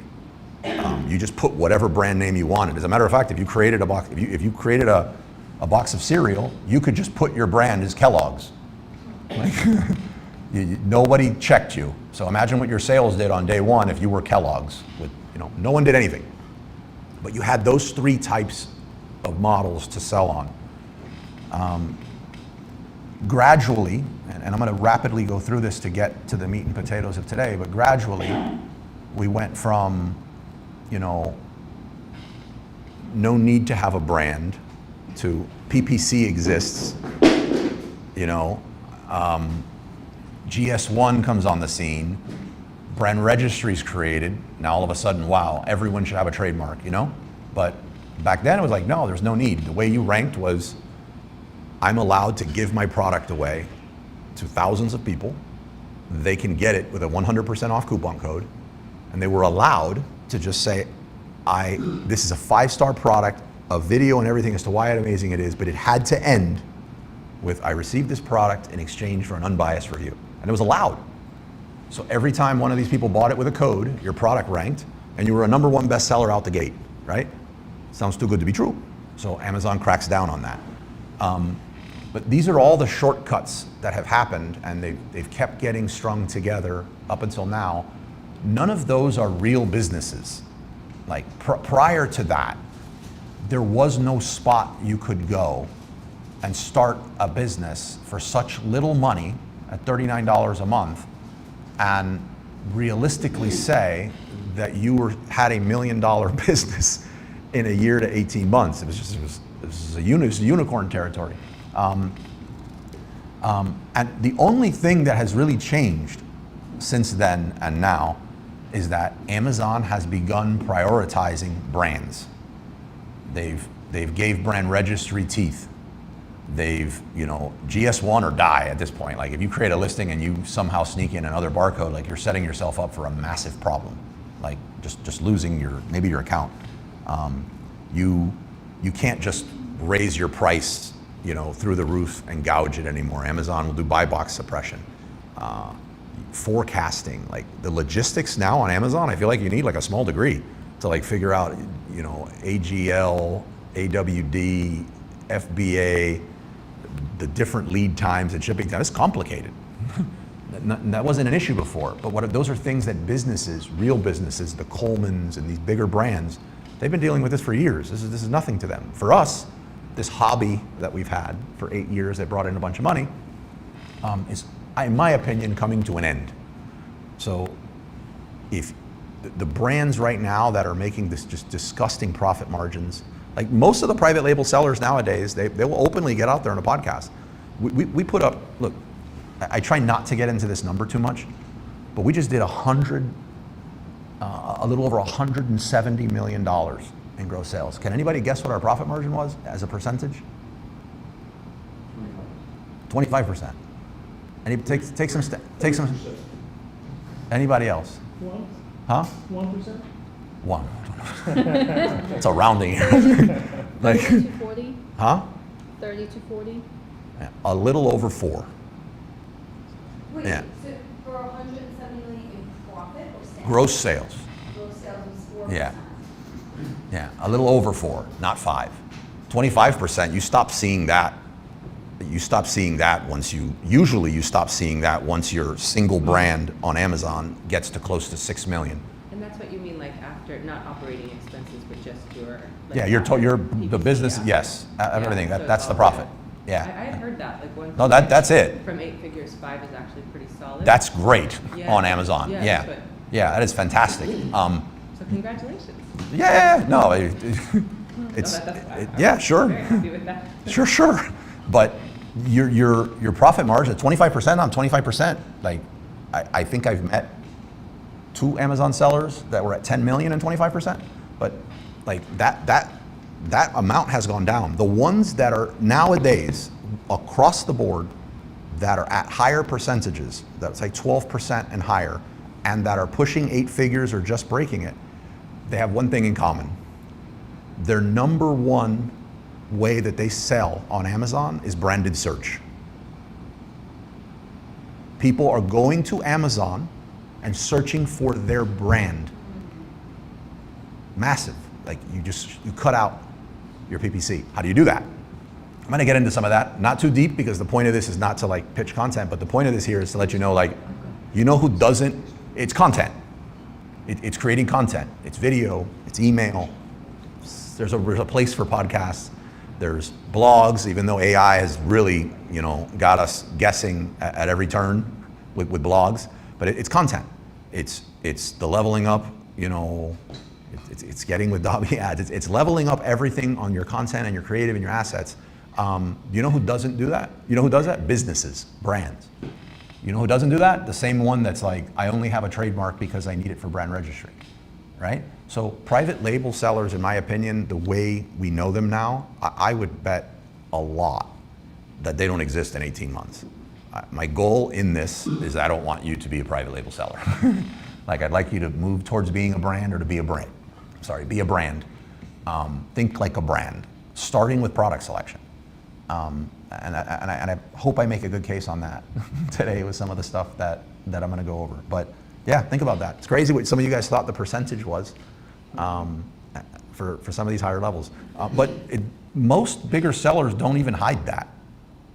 Actually, they're pretty, well, the ones that are open about what the profit margins are on there, they're fairly open about it. But there's also the YouTube channels that tell you can start 5 brands for $5,000 and make 50 million, but that's not true.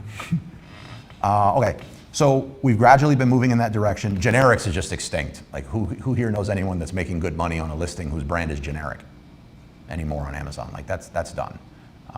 The last time I did that was, I think, a decade ago, and I got inspired to get these fluorescent reflective dog collars from AliExpress. And listed them as generic, and I got a few bucks off them, and then I wound up having to sell the rest of my inventory on eBay because it just couldn't happen anymore. Any questions so far as I keep going into this? I got a question. Yep. Can I have it?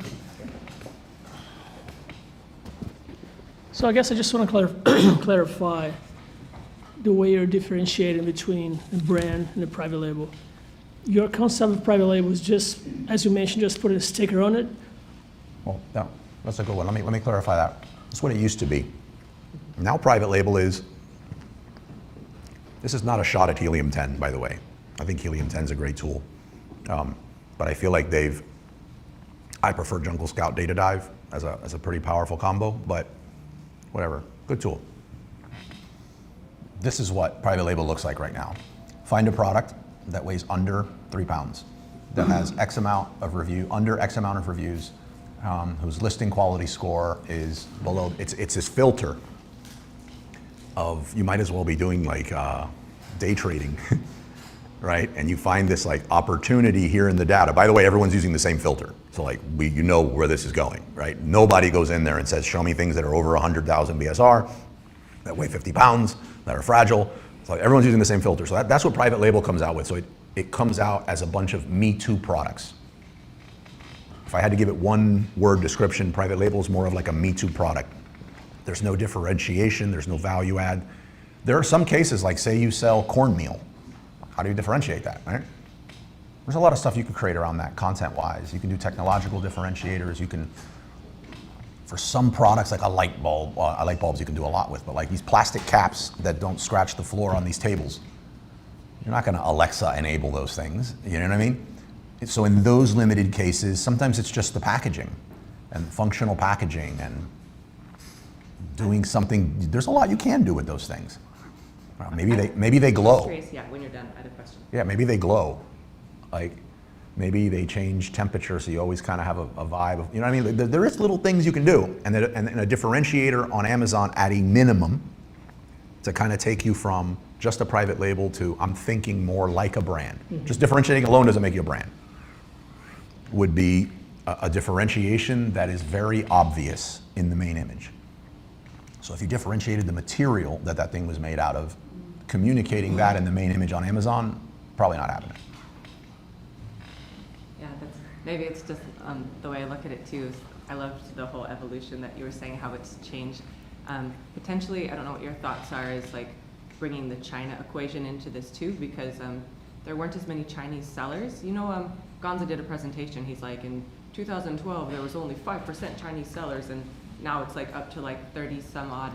And so basically anything that can be, because we had a whole brand that was massive, and this got absolutely destroyed and copied because we were doing all this differentiation and design. All of that can be copied if you're not marketing to the emotions of people. Like, so obviously I'm not doing it right, but I'm like here to Yeah. that too, because China, anything that's made in a Chinese factory, you have a patent, you think it's different, like, so it's just at some point, because the barriers of entry for them to sell is just so much lower now than it was a few years ago, that it's like, you have to really, if you're gonna go head to head with China, if you don't have soul to your brand, like, I say good luck, but maybe I'm a bit traumatized. No. You're on the right. You're on the right track.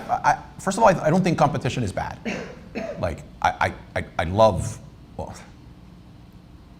I don't want to sound naive here. Like I don't love that. I don't feel like us and China can compete equally as peers, but they've invested at great expense to their environment. They've invested in factories and stuff like that, and they can compete on price. If I decide that I'm going to compete on a product with them and price is everything, that's on me. You know what I mean? Like, that's on me. Like, I knew that going in. If you don't want to have any issues competing with China, in most cases you can launch a food product, which is ridiculously easy, has a high LTV, and you can go to PLMA with the group and find a ton of cool food products. And I've never had to compete with a Chinese factory on cornmeal, you know? The other one is, oh my God, Amazon now. Amazon, we have to compete directly against Amazon. I was like, yeah, you know what, if you decide to get into bath towels, maybe don't get the white, the blue, or the brown one, or the beige. Like, you know that's what they're going for.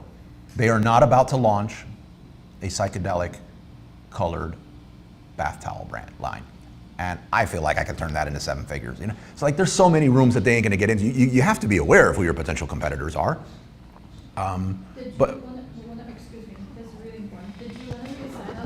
With the Chinese manufacturer, do you actually put in the agreement that you guys are not competing with me, or you can't sell exactly same thing or similar things in my niche? I feel like I should have, to be honest. I've never had that written out. It seems like to me it was kind of implied, but I don't like, and also to be fair, I have been screwed over by US businesses and US suppliers much more than I ever have by Chinese ones. But I'm not building a business to take care of my family and kids based on the honor code with some factory on the other side of the country, right? And you were gonna break it and then what? I'm gonna go sue you? Like, I was about to ask that. right, so like, it becomes toilet paper to me, that contract. So but what I do know was what I can control. And I do know if the content I create can draw somebody and I can sell to those people, I do know that. I know our Angelina and Carlos YouTube channel, I know we can put some love into that and tweak it. And if I want to go after kid products, the person that's going to go buy the cheaper product catered to kids from the Chinese factory and not the more expensive one intentionally for the same product, but with Angelina and Carlos from our YouTube channel on it, they're not the same people. Like, you know, so like I feel like that's there's many big distinctions as to what's the difference between a private label and a brand, to go back to your question. And those are some of them. But yeah, these questions here are more along the lines of like competition. I was like, yeah, you need to know your competitors, and not just once. Remember, I've said one of the meetings I like to have with myself semi-frequently is a put yourself out of business meeting, right? Like, what's the new technology that's happening? Like, who are the new people that have entered the market that are stealing some market share from me, and what do they do different with their product? You need to change, like you need to adapt, you need to constantly be looking at your competitors. Because when I talk to the Chinese, those vendors, my very first top 5 questions, one of them pretty much, are you guys selling on Amazon?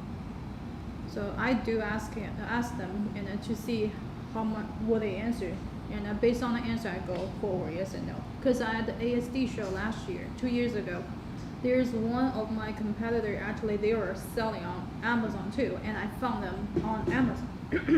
And I asked for price, material, even samples. And I got back and I see they're selling similar, but not exactly, but similar, but they are selling on Amazon. When I asked them, they say no, they don't sell on Amazon. So they lied to me. Yeah, I don't mean to sound so like glass half full, but it does sound very glass half empty here. But like, I'm sorry, I don't mean to sound very glass half empty here, but like, when I'm in business mode, and I'm gonna say this, don't judge, but like maybe I need to clean it up. But when I'm in business mode, there's no honor, like there's no trust thing going on here. Like I'm not building anything dependent on what you might do. Like, as a matter of fact, I'm thinking of contingencies that if you're turning on me, like here are all the ways I'm reacting to this immediately. Like, I guess business is war. That's what it is. And if I'm in that mentality, like that's, it's a jump, yeah. Like, if put it like this, I would never ask them that. If I felt, if there was optics or suspicion in any way to me that I knew that they were, I wouldn't ask them, I wouldn't confront them about it. It's just like, okay, like, so I do confront you and you do say yes. Are you about to pull all your products from FBA? You're not. Like, I'm gonna start looking for another supplier. I'm gonna do what I gotta do. Yeah, so, and then if you're working with somebody and they do sell online and they wanna grow their business, like, can you really trust someone that says, I wanna make a bunch of money selling online and they don't sell on Amazon? Like, doesn't that, something's off there, right? Isn't that 60% of the e-commerce conversation? You don't want anything to, you want to sell online and you have a great business and you don't want to do anything with the largest part of e-commerce. So like, can I trust that person? Yeah, so, okay. This is not, again, I love this, but this is, I want to get into something a little more actionable. So like, we don't want to turn this into like a doom and gloom, woe is me, like it's too late, private label's dying, change the name of the meetup group. This is what I believe you can do now, whether you're starting a brand or whether you're starting a brand or whether you're deciding you want to start a brand or you have a private label, right? And you're not just going to abandon the whole thing because it fits the private label criteria. And this is going to come under, remember, the brands that are making the highest profit margins right now at the highest amounts of money or gross sales, they're getting the majority of their sales from branded search. This is why, by the way, TikTok is getting everyone's attention as it pertains, because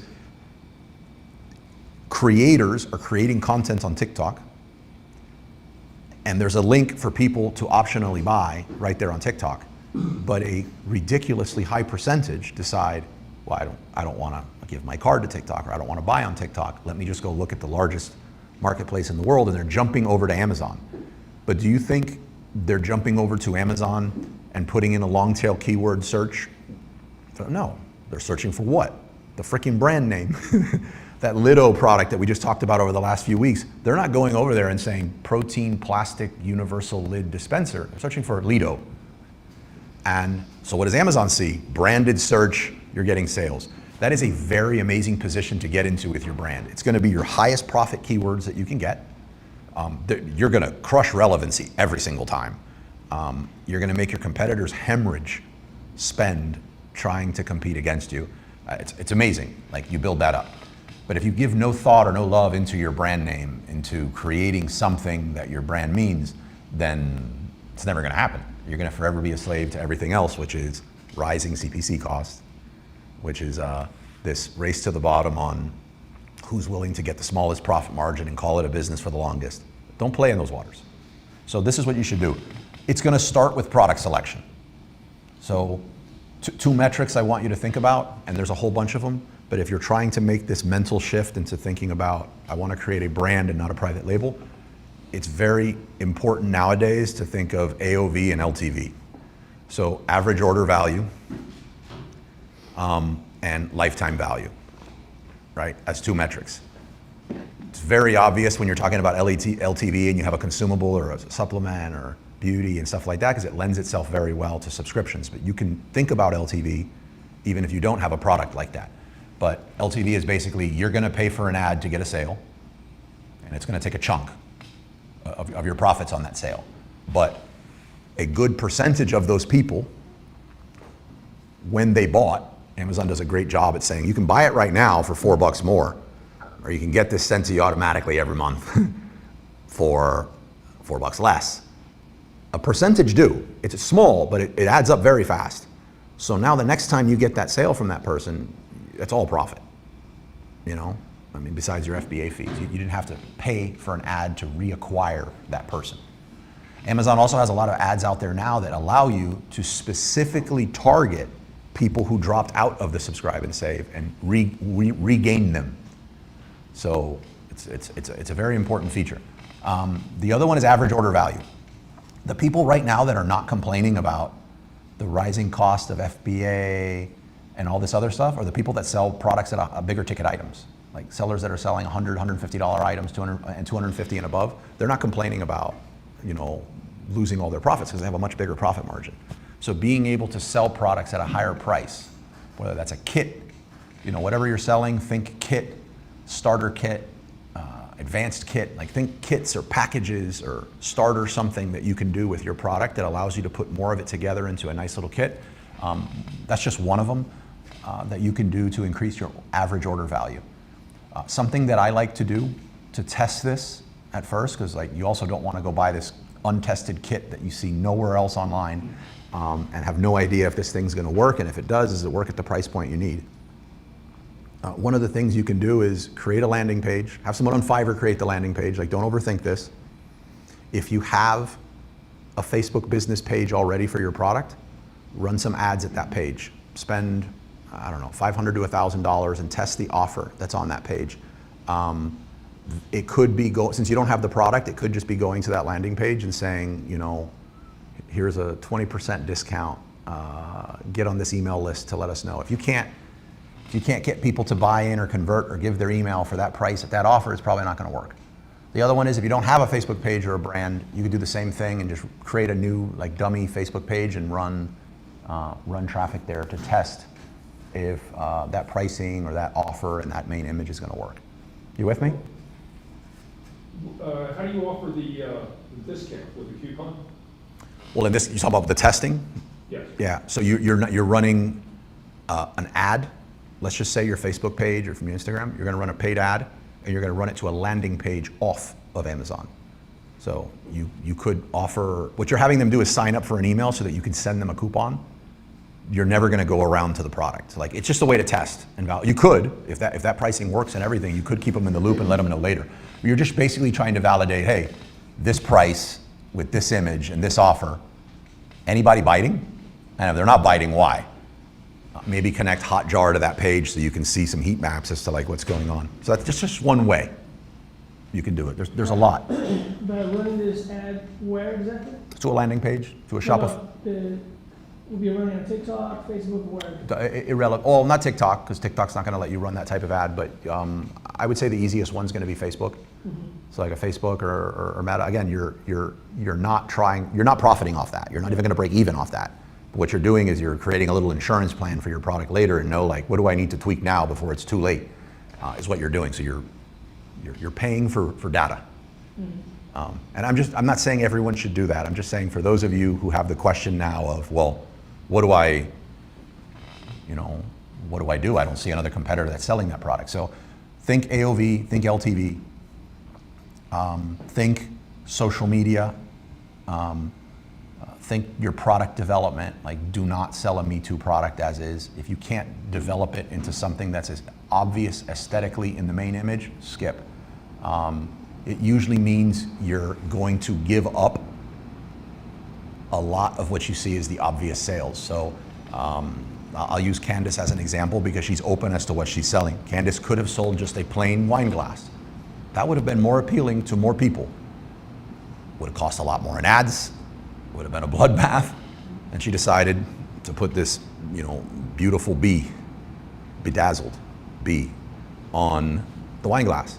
She's going to appeal to a lot less people, but she also has significantly less competition. She now has some very obvious branding that she could create. Think about creating branding on these clear, look like everybody in the world's wine glass versus the bee. Really, you start seeing it and you think of the bee, right? When I say the social media side, I do not mean turning on all social medias. That would be disastrous. Pick one. Pick one and go all in on that channel. Just secure your handle on the rest of them so that somebody else can't go grab it. But just pick one and go all in on it. Video right now, I would say, would be the biggest bang for your buck. Let's see. Immediately, even if you have a smaller ad budget, and if you're going to launch a product on Amazon, I think you need to have a sizable ad budget. Just let's say that. Like, there's no way around that. But if you don't, and you're just like, my product's on the way, and it is what it is, what are we going to do? If you're going to do this content route, and you're going to be using TikTok and UGC and all that, at a minimum, set up, I don't know, $10, $20 a day or something on your branded search terms and your branded industry search terms at a minimum on Amazon, so you can capture some of that and start being able to rank for your branded terms. So basically, it's going to start from product development when you're deciding to go this brand route. Any questions so far before we keep going? You guys got that? By the way, anybody disagree? That's totally cool to disagree. There's one on the stream. Let's go for it. Question from the stream? Not a question, a suggestion. Someone is asking for a session on branding. Yeah, we could. I can do one of those. I'll do one. Just be warned that when you're talking about branding, it starts sounding more like a digital marketing meetup than it does Amazon. And for so long, we've been able to kind of like create this super lucrative business hobby that everyone kind of thinks, well, there's Amazon selling and then there's marketing. Like, that doesn't apply to and it does. It very much applies to what we do as a brand. But yeah, we could totally do one on branding and marketing and all that. I will create one. Yeah. Who here has a product or a product idea that they think this does not apply to? Yeah. No? Tom, you got one? Stealth sippers. Yeah, sure. Let's do it. Stealth sippers. Well, no, they just put a Chinese code. Right, so, but let's do it. That's great that you put it out there. Like, it's not a reflection on you not knowing how to pick products. You got inspired by, you knew the risk going in. You got inspired by online seller cruise 1 year, and obviously, true to form, by the next cruise a year later, you'd launched 12 new SKUs in that brand, fully brand registered and everything. So, I exaggerated on the 12, but everything else is true, yes. You did, there was 3 other brands that got launched that year though, so. At least, yeah. Not counting crypto mining and 10 other things. Amazing. Lawn care service, printing business, yeah. So, it was a slow year. It was a slow year in Casamez. He's since actually got serious about it and started moving a little faster like the rest of us. But the Start with the first one, I think, the shampoo bottle. yeah, so it was how to smuggle. It's the most important thing on an Amazon seller cruise, like how to smuggle alcohol on the cruise. So there's these smuggler kits you can get, and they look like cosmetic kits, shampoos, conditioner, and all this stuff here. And obviously, if you open them, they have a seal, like it would from the store. And they show you how to get this seal on there. And they have flasks, so you can pour your liquor of choice, and you just go on with all the liquor you want in these smuggler kits. And then Tom thought there's a small chance those could get hit, but what would you not search? So he was like, who would go into tampons? So he found a smuggling kit of tampons. So they look like real tampons, sealed tampons, test tube, and you could fill them with alcohol. And then I think he did the ring. It was a the ice flask. That's it. Oh, you did the ice flask. So if you're at a cooler and you're going to the game, you know those big, hit somebody on the head and you die, blue bricks full of ice. Instead, this was full of insert your alcohol of choice. So you came up with these things. It was great. And you were selling them for what? $26, costs almost nothing, right? I mean, low cost. And then the Chinese came in and did it. So what happened? One, a product was picked that was very price sensitive. Like if somebody came, no one was brand loyal going into that. No one was going in there and searching for a brand name for the tampon smuggling kit, right? The other one is, because of that, you're gonna buy the $2 one versus the $24 one. So that needed to be taken into account. And it's not like he missed it. Like we considered it. Like we knew that if this happened, this would happen. But it was fun, and he didn't have enough on his plate. So he decided to launch that brand. The other thing that was there is there really wasn't a great deal done in the way of content, if any, in a meaningful way. Like, there was no social media stuff that was out there. Now, imagine if, and this is what you think about, and this is, if you're really gonna get into the brand, you are also saying the resources that it takes to build a brand and really treat this as a brand, you don't launch 8 of them. This is like an all-in focus that you're doing on this one brand, more similar to Bruce's approach with his brand. Like, let's gather all of our resources and let's focus them in on making this one thing absolutely amazing, right? Unless he goes to a trade show with Tom and then he'll come back with 2 or 3 product ideas. He's not immune to that. But PLMA almost bit him. So if you were approaching this and you wanted it to be a brand, you could decide to create a YouTube channel on cruises and deals for cruises. You could have looked for influencers that talk about traveling and traveling hacks. It could have been people that go to all the sporting events of whatever. You could create a meetup group on the Miami Dolphins. And we watch all the Miami Dolphin games together and we go tailgate and then we go into the stadium and we do it. And create this environment where you're able to put your product out there and have branding. The people in those situations wouldn't go buy the $2 offer. They'd be buying the $24 offer still. Would you be the #1 bestseller for those products? No, but you'd have consistent sales at your higher profit margin, and that's what a business is made of. Or that would have been the protections of approaching it as a brand. All in all, it wasn't that great of a product. Like, I mean, quality was good, but it would have been a weak brand. Not to mention it's semi-illegal because you're creating content on teaching people how to smuggle stuff into the cruise, and at some point, if you were really good with your marketing, they'd just be on the lookout for you. So, but that's a decent example. Anybody else that has a, and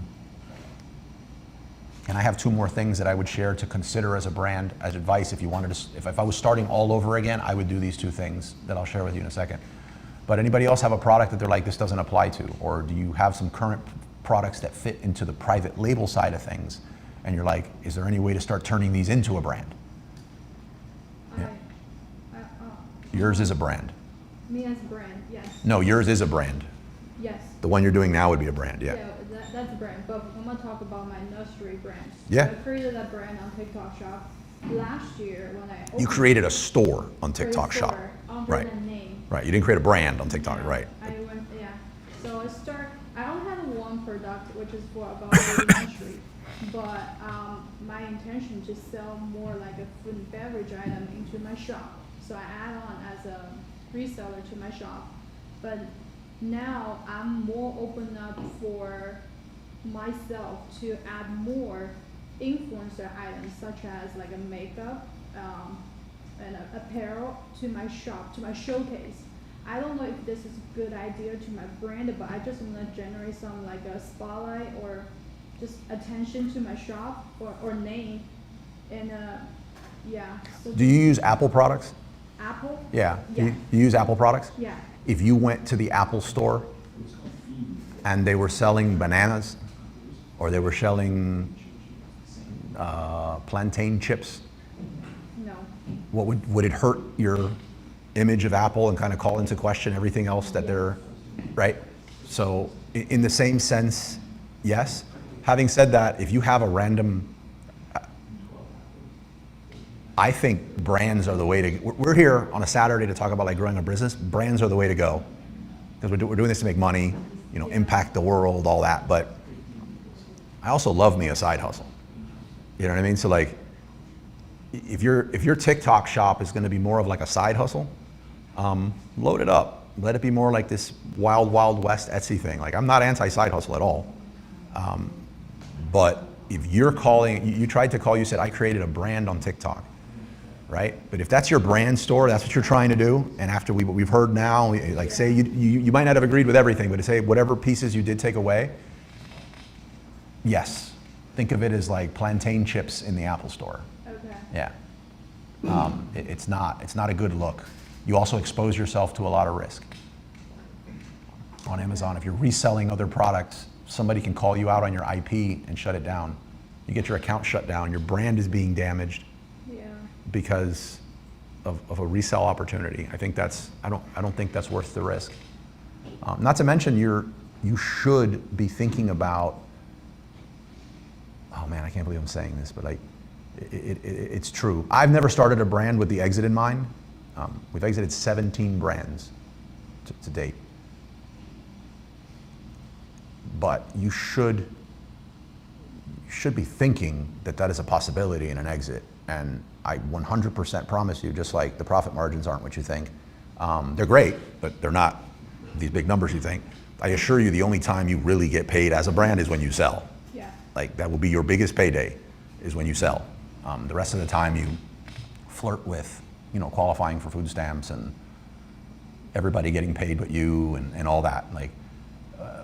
But if you have your books all cooked up crazily with resale stuff here on the books and private label stuff over here, the transferability and the exit of your business is going to be a lot more complicated. The bookkeeper job that it's going to take to extract what's the business and what's not is going to cost a lot more. If they buy your account and your brand later on, the recall nightmare you're going to have coming from like your FBA side of things, because that's probably how you're fulfilling your TikTok, is going to be a total dumpster fire.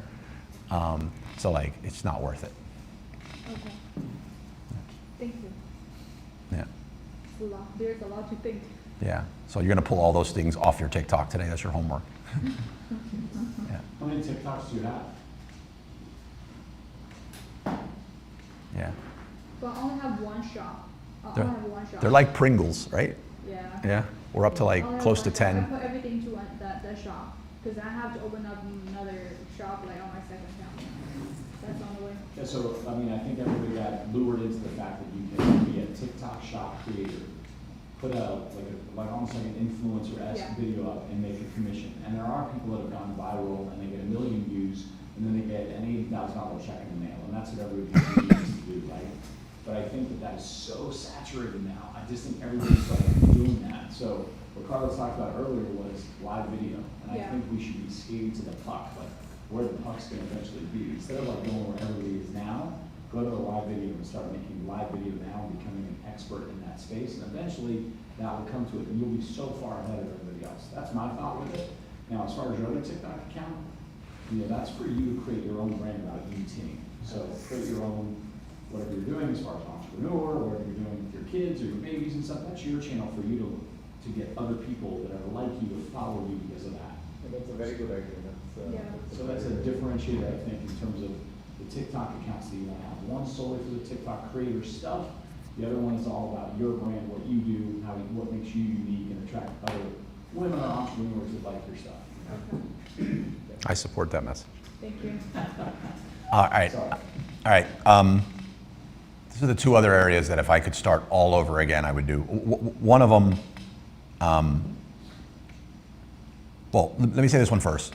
Email and community. They can be one and the same thing. You can have an email community. I'm very biased that if you're starting a brand and you're thinking of AOV and LTV in the beginning and you're thinking of product development the right way and you're going to go all in on a social platform, whichever one it may be, having some thought towards community is powerful. Like the brands that do have an active community, an engaged community, that is not easy. It is not creating a Facebook group and just linking to it in all of your post-buyer emails. It is work, but man, the ROI on it is just off the charts. That you can pre-sell technically. You don't need to have a product to start a community, right? That just think about that. You could be pre-selling, you could be validating, you could be creating and testing all kinds of content affordably. And creating this community to use in a launch. Everyone's so hung up on the launch and oh my God, what do I do for my launch and what black hat tactic can I use? You know what, you've been product developing this thing for almost a year. If you just thought about community over here, you would actually have something powerful to use in this launch.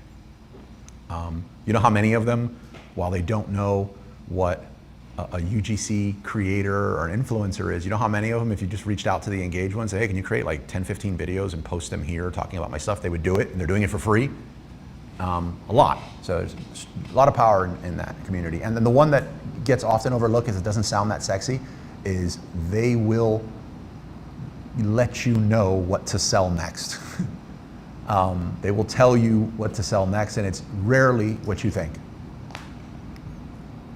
But two the one thing I would do 100% differently if I was starting all over with creating a brand, and I cannot believe that I drank the Kool-Aid on this as long as I did. I think it had to be some ego or whatever, but I felt you were a seller on Amazon or you were a failed seller who sold courses. That's kind of like, that's a fact to me. You know what I mean? And I'm just like, I do these things and I make money selling products, and you say you do, but all you do is talk about selling your course that sells for $5,000. I'm like, wow, you must be I think I could launch a whole bunch of successful private label products too if all my money for ads came from selling courses to people and you had a 40% failure rate on your course. You know what I mean? So like, I really hated that. And so to keep that identity, I avoided anything that has anything to do with creating a course. So I was like, because that's, what do they call them? A studio gangster. You're a studio seller if you create courses. And then I heard a podcast, I feel like it was sometime around COVID or like after COVID, that said, and I had already been kind of thinking this way, but I saw these people on COVID, during COVID, that went from 8-figure brands to they sold out within 2 weeks, and Amazon said that their product was not a, what was it, a necessity? What was that? Essential product. And it wasn't an essential product. They couldn't, even if they had inventory, they couldn't even send it to Amazon, and they're panicking. They're looking for like side jobs and stuff like this. And I was like, you're a $10 million, $15 million business. Like, what happened? Sell to your email list, sell to your community, like well, some of these were like home gym people. I was like, you can't create an online class that happens at 9 a.m. every day and give people like a membership. Like, how is this not an opportunity for you? They didn't have any of it. They didn't have a community, they didn't have an email, they didn't have a digital product, they didn't have anything. They went out of business. They went out of business. That is mental. That's mental. It reminds me of being flying to New York and getting all my money held for 90 days and just being like, my whole business is done based on an email. So I was like, I don't want this to happen. So I started thinking about it. And then I heard a podcast episode by Shopify Masters, which I recommend listening to that podcast, by the way, Shopify Masters. And it was this, it was this brand who sold cat leashes. And I just thought I thought I was being punked. I was like, I've never seen a cat being walked with a leash and a collar in my life. I didn't know it was possible. I thought they would just spaz out. And in addition to that, these were like $75 leashes and like $50 collars. And I was just like, there's no way. So I'm like sucked into this thing, listening to it. And then they were like, well, where's your biggest channel to get your customers? Because they didn't sell on Amazon, because I was already looking up their brand. And I'm like, well, if they don't sell on Amazon, how are they getting all these people to their site? Like, where are they selling these products? And they go, they only sell to the people from their course. And I was like, what course? And it was a course, it's a $45 course teaching you how to walk your cat. Yeah, no, listen, no, $45. They were profitably acquiring customers to buy their high-end cat leashes. And then it just clicked for me. And I was like, no. You know, and then the example I share here sometimes, I'm like, if you are going to sell ice cream scoopers, you need to sell a course on how to make homemade ice cream. And with an upsell on how to make homemade whipped cream. There is no, you have a business. You don't have a physical product branded business. You have a business and your goal is to make money, right? There is no, you need to blend digital products with your brand. It doesn't mean you go out there and you're deciding you're gonna teach people how to sell FBA for your, supplement brand. No, that's not what I'm talking about. I'm saying, when I said that the branding starts at the product selection stage and the product ideation stage, and I'm saying at that early of a stage, you could already be building that community. Well, you could also create a digital product to sell to that community. That digital product can be the way you get people on your email list that you then sell the physical product to. You can create something very complementary. I mean, it could be something as like Candace, it could be I mean, I'd like to think harder on this, but it could be like a wine cheese pairing guide, like pairing course. Like, I mean, and it's, you know what I mean? Like it could be, I don't know, some styling. I mean, there's no limit. Like your cost on creating these things is almost nothing. And it's almost pure profit margin. So like it's setting, I'm hopefully we don't have another pandemic. I'm not saying create it in case you have a pandemic, but like in a freaking pandemic, you'd be solid. So like I think you should think about having a digital product or products that are complementary to your physical product private label brand. And I think you'd be much better off for it. It would address the very real cash flow problem that all private label brand sellers has. Even with the larger sales that we've had, cash flow is something that never goes away. So why not address it? Private label is the worst of the Amazon seller models for cash flow. Why not have a course that's remedying that while also helping you grow your sales?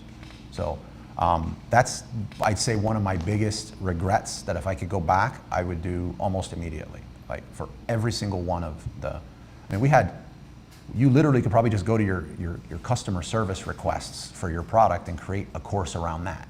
Like we sold several cigar accessory brands over the years, and I could probably spin up a course right now on your humidor. And people would pay for it because they're putting very expensive cigars inside of it. So like, you definitely can do it. I recommend you do it. I recommend Kajabi. And afterwards, I recommend ignoring Tom's school request. I'm just kidding. Because Tom will go deep on school. No, school's cool. But I recommend Kajabi for something like that. And yeah, that's what I had. I hope it was helpful. I think you should be creating or heading in the direction of having a brand and not a private label on Amazon. I think it's going to set you up really strong, just not in the distant future, now in your business. And there's very little learning curve on some of the other things, and it would quickly set you apart from your competition. So I hope that helped. Any questions? If not, we can wrap up. Any questions on the stream, SG? Yeah. So there is one, do you put some kind of insert into your packaging linking to your catalog to inspire more repeat purchases, like a discount code for their next order maybe? I feel like repurchase is a brand metric. Yeah, so I'm gonna show you something that I'm doing, and I've done for a while, and maybe it's a shameless plug because it's something that we offer as far as something we can do. Let me know, actually, if you can let me know if anyone on the stream says they can't see my screens. I don't know if it's timed out since we started, but It's just, oh, they can see the screen also? I'm gonna start showing my screen now. Okay. Yeah, so it takes a couple seconds to switch over. Just let me know if it doesn't. So I'll show one of my friends because I really don't believe he minds. Well, actually, I don't know if he minds or not, so I'm not going to show that one. Let's show. Yeah, you know what? I'll be safe. Since I can't ask someone's permission to go look at it, I'm going to show one that I know is going to be fine. I hope nothing. The technological differentiator. The screen is live. Is it showing my screen? Oh, perfect. Thank you, man. All right. This product. Anything stand out to you? Yeah. The app. So this kit sold out. Love to see that. But this kit sold for like $8.99. That's what these kits sell for. You can pull it up and search if you want and look at the top sellers. Sell for $8.99. This kit with this app now sells, when it sells, for close to $21. Only difference is it has this app. This app does not collect with the balloons. All this app does is teach people how to make animal balloons. If you have a makeup brand, this could teach you how to apply your makeup. If it's a supplement one, it could teach you how to make protein shakes with your supplements. It doesn't have, basically what I'm saying is it does not have to have the type of connection that you imagine it would have, like if it was a baby monitor or a wearable technology. Like it doesn't have to be that at that level. So I use these and I call them a technological differentiator. And what they do is they dramatically increase your click-through rate for your product. They act as a scroll stopper when somebody searches for something because it gets your attention. It allows you to sell at a higher price or defend your higher price. And then yes, later on, to tie into the question you have that this person asked, it is a great way to build your CRM. Once they download the app, you can send push notifications to them and all of that for sure. It's a great way to get reviews in a approved Amazon way. The app though has to be in the App Store. So that was the biggest hurdle for me. But one of my business partners in a different business called Salsa Kings, Andres, who's in Orlando right now playing with Mickey, and I hope he hears me. For the Salsa Kings side, he went really deep on building these apps for Salsa Kings. And that's when I started saying, oh, let me start pulling it into products and doing this, what I call the technological differentiator. I don't see any of my competition doing this. We put these together for $1,500. That's not a sale. I'm not selling you on that. If you wanted to reach out to me, you could. It's mostly just because when you hear app development, you usually think 50K and above. And that's like, well, this doesn't apply to my product.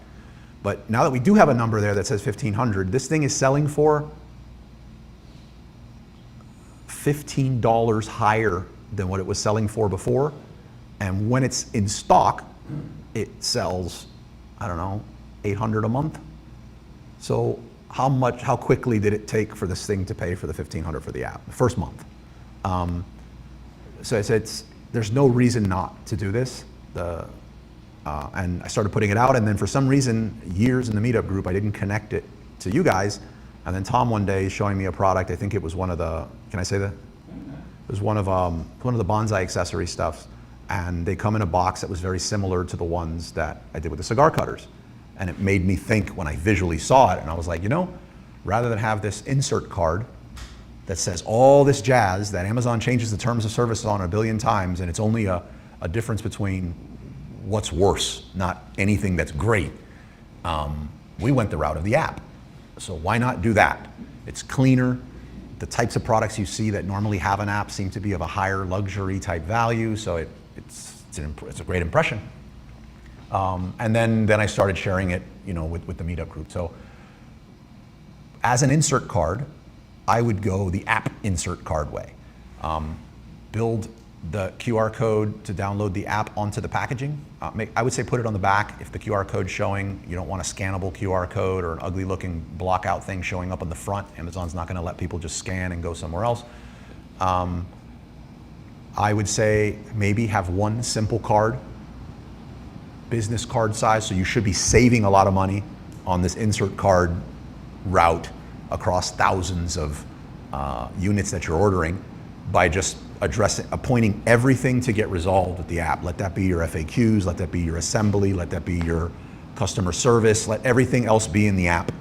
And I have several of them here if any of you guys wanted to see afterwards that I can point you towards.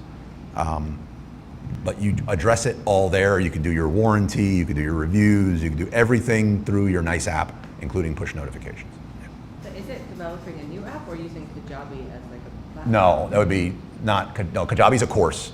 They have a Kajabi course app. No, this is a mobile app for your brand. For $1,500? Like do you have to do $1,500 and $100 a month hosting. I got you, because there's like updates and stuff, aren't No, all the updates are handled by us. Really? But it's $1,500 a month and you pay $100 hosting. And the hosting, 95 of it is our cost, and we get like $5 to $10 out of that hosting roughly. But all updates, any new products you want added, we add anything. $1,500 a month?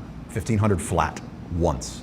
And it takes us, depending on how complicated it winds up being for yours, it could take 2, maybe 4 weeks that we'd be up. But the first hurdle is, I think Candace could speak to the experience. Yeah. Yeah. I did one. Yeah. I have my app. I mean, I don't have my product yet, but I love it, and things did a great job, and any tweaks I wanted, and I have my app right. Yeah. So it's Great. I would love to see like, some examples. yeah. But I'm done. So you can see hers afterwards, and we can show you some. I think Tom has one, but to be honest, I normally point to his stuff because normally all of his products and stuff are like, he makes sure, and I'd even give him a hard time to make sure it's cutting edge, but for some reason with the app, he sticks, I don't point to his product. His product does well without it, but he sticks it kind of in the top right corner as an afterthought. And I hate that, by the way. I meant to tell you that, Tom. But his products do well because his product on one of them is a fertilizer, and to be fair, he's got this really nice piece of corn or something sitting next to it. And if that works better than showing the app, then fantastic, just get the sales. So I think it would do better showing the corn. By the way, I'm talking to you, Tom. I think it would be better to show the corn in the app with the app setting next to the product, and it would increase sales. But That's great, because that's Say that one more time. oh, I'm sorry. Put the good ear towards me, please. Tom, yeah. No, no. What I was saying is, I was just, and again, for those of you who don't know, Tom and I are like very close friends. So like, this is done with love. So, oh, he's blushing. That's adorable. Look at that. One of his products has an ear of corn, and it shows the product, and it looks great. But then the app is kind of added, I feel like, as an afterthought. I think that the app sitting next to the fertilizer with the corn showing in the app would cover both a lot better and would help sales, but he doesn't listen to me. So, yeah, that's it. But that's what I would do as an insert card to answer the question, SG. When we do the app, we also do the mock-up, incorporate it into your main image, and do pick food tests to make sure it would be good. So that's it. Any other questions? If not, we're gonna, no. I really hope it helped. Thank you. Whew. That was good. You guys got some good out of that? Hopefully. Yeah. Thank you, everybody.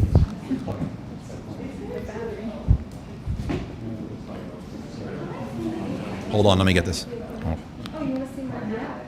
Hold on, I just looked at SG. Hold on, take my, hold on. So you go in here. And then you go down and you'll see recipes. Now these pictures I don't pick, they do change like content. And then to go with my, you have it.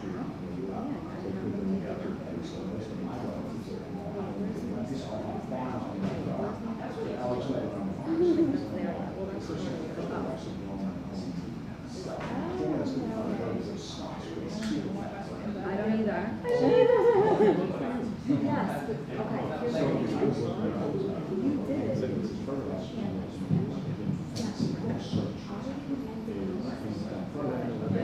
Yeah, you are the one who like.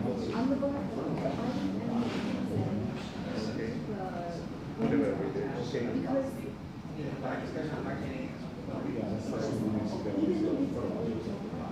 it does not look as good as the last. We'll give you the full info. Listen, it did It's good to have friends those things.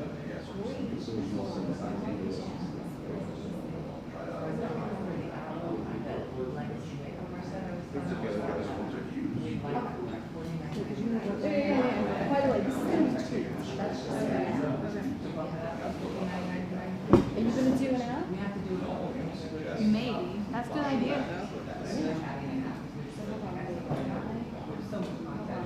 Yeah.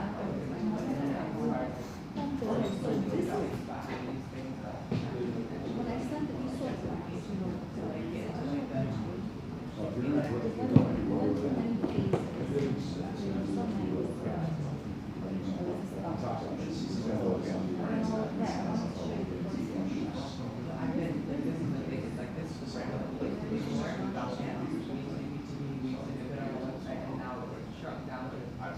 Heroes, you have a bunch of colors. this was the first picture I heard.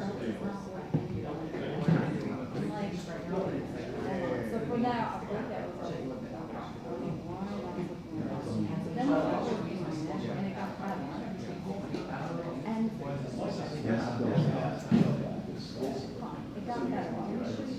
No, she was and I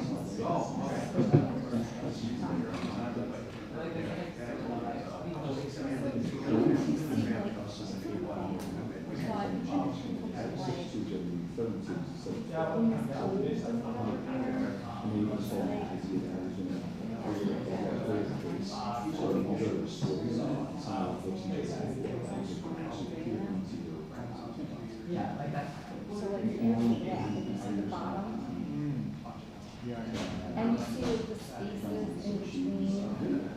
And like the color's a little off, and like the tightness of this part.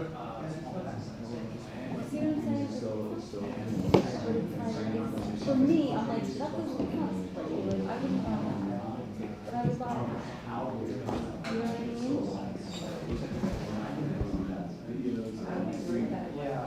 We talked about that. See what I'm saying?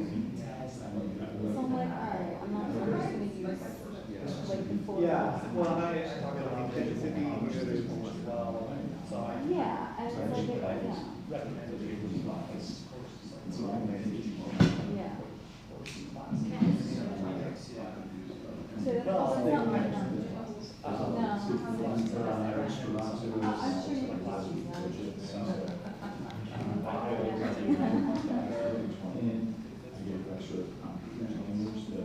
I would usually So, yeah, so scary. So, it's not really. No, I just,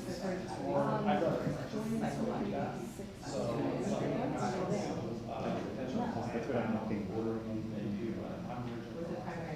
so yeah, I mean, like I said, I knew that you and the group. I knew that you were somebody, and I saw your comments, and I saw your conversation, you were like, going out of our mind. Oh my God, I feel bad. Because I told my kids that you're gonna get it right, you're gonna get it right, and I had a very, very good feeling. I'm sure you did. I've seen something come up. But we were just, now I know. Listen, it's not, Because we were the design by. I wanted to, yeah, but I mean, I don't know, I just feel like it's not, I feel, I wouldn't ask for 40 hours to do it.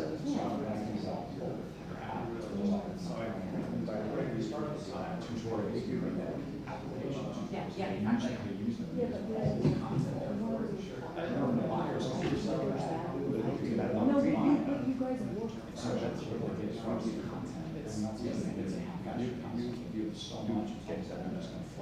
It would be, like, We're you'd easy be able to guys. put together something. So then you guys, I won't say that I just did it. Well, yeah, Send me a link, yeah, I don't know that I would do. I should be like, it's just, and with the, whatever I have, anyway, I appreciate that.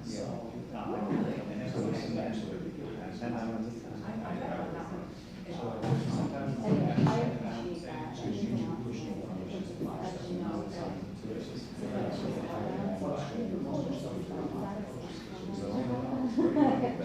no, but I mean, transparent. So, and again, like, next time I do a lender, I would, ask you about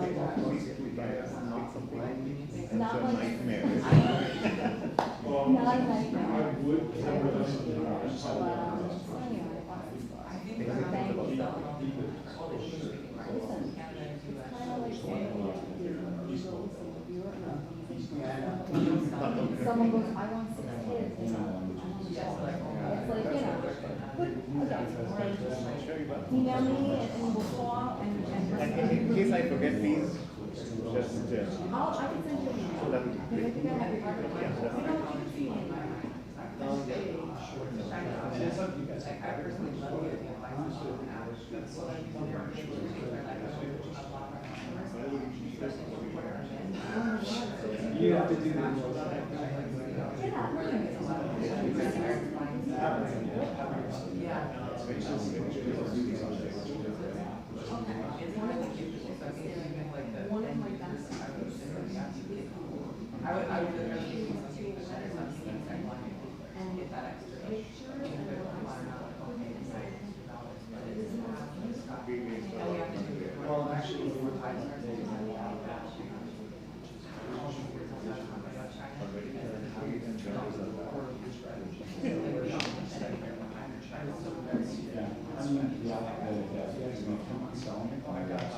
Yeah, so it's like our main strategy. Save it up and spend it.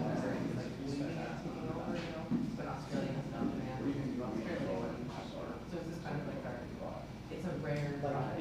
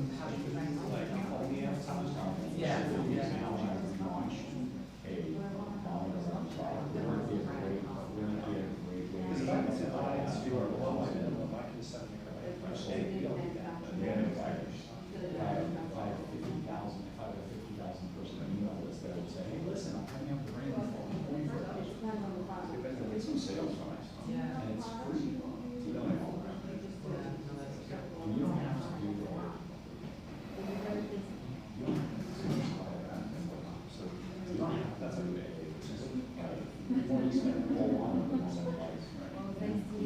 Below, you know, so that we do those ones. We do them all, but yeah, that'd be good. So what this happens is sometimes I get a little frustrated. I have a meeting, so I can't yeah, so weekly newsletter, using some other tips, and most of us are fall on fall colors from college, summer college, all gives some fashion.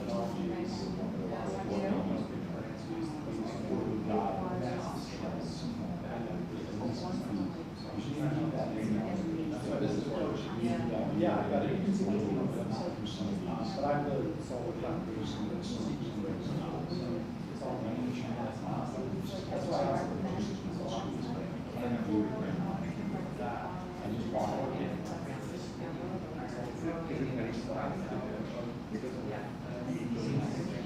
me too. That's right. It's funny. Okay. Well, it's worth going. It's the biggest hole in the red light. You can see it from the air. I just can't articulate how long there's nothing I can say. Well, that's, you know, you go to Northwestern Pennsylvania, they have a small train tank.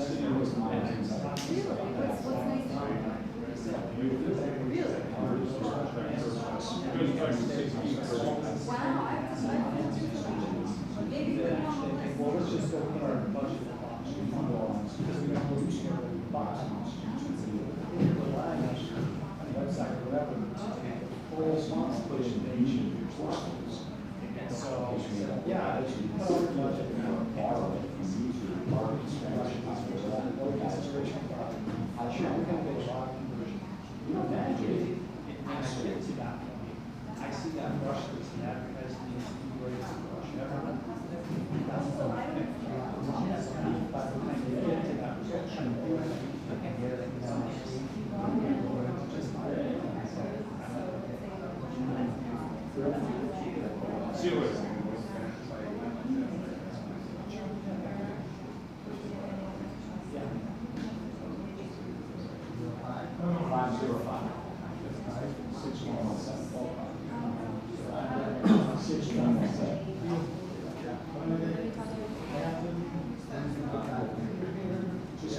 Where's Chris?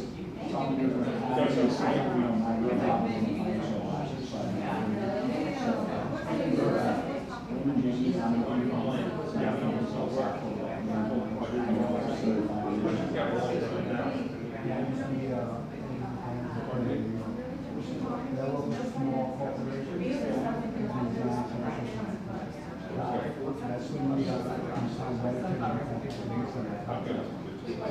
401ks, they go over and a lot of the risk requirements that you can apply with. So I actually found out another company that actually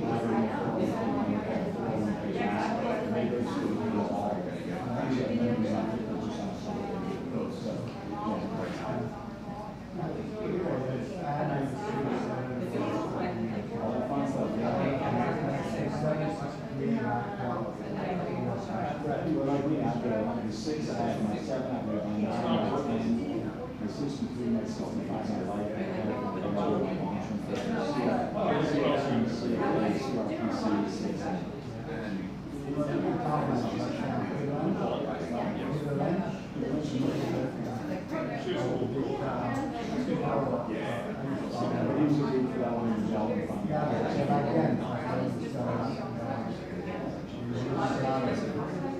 the funny thing is, in the job fund, this tank, people are like, why is this one left? And you just shout for friction, there's going to be people that comes out.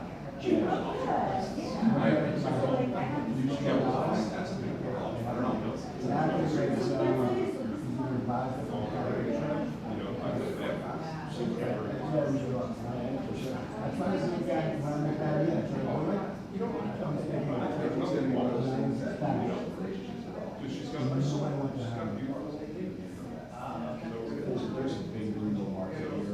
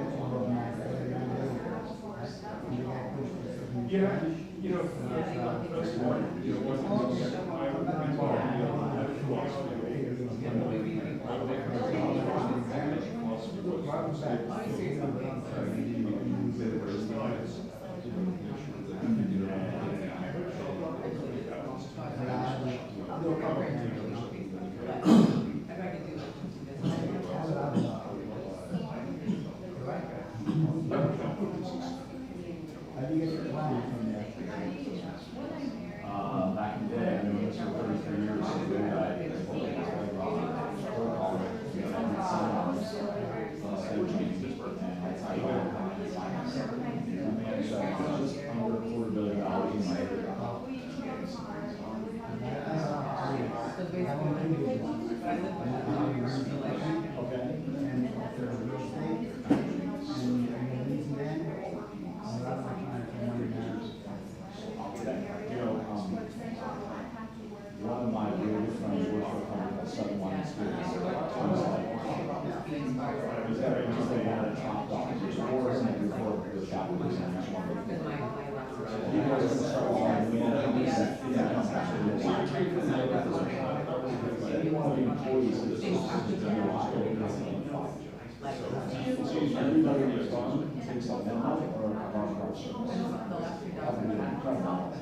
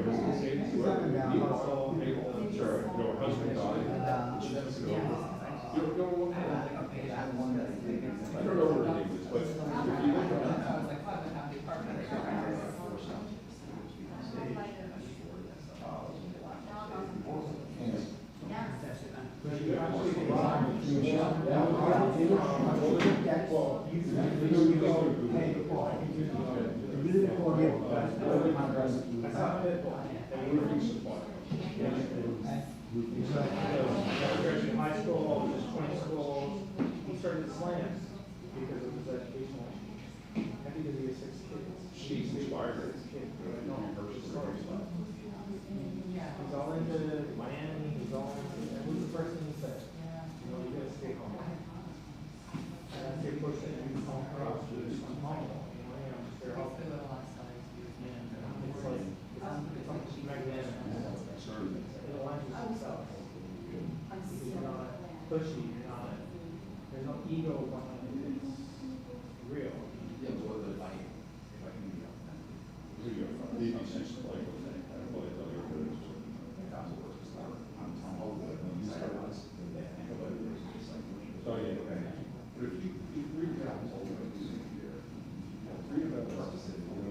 That's why there's one thing.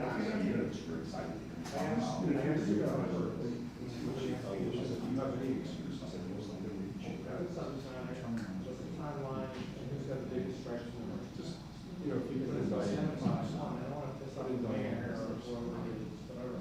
So you're already aligned with the political side, and you align with purpose, and it makes sense. But if the one reason to look at it is you are already. And then she. Some nowadays, online TV. And then leaders will tell you they sent you this in the chat. So, What is the same thing? Candidates, because that's a lot of these overnight. I was in the car, I was just, I saw your video. So I watched this video, and it's going to be canceled. Check it out. But you look at YouTube videos, how this website makes me use them. I'm like, pay attention to a little bit. Sometimes you'll come up with good stuff. He found a website that this website says it makes it so you put in like how many videos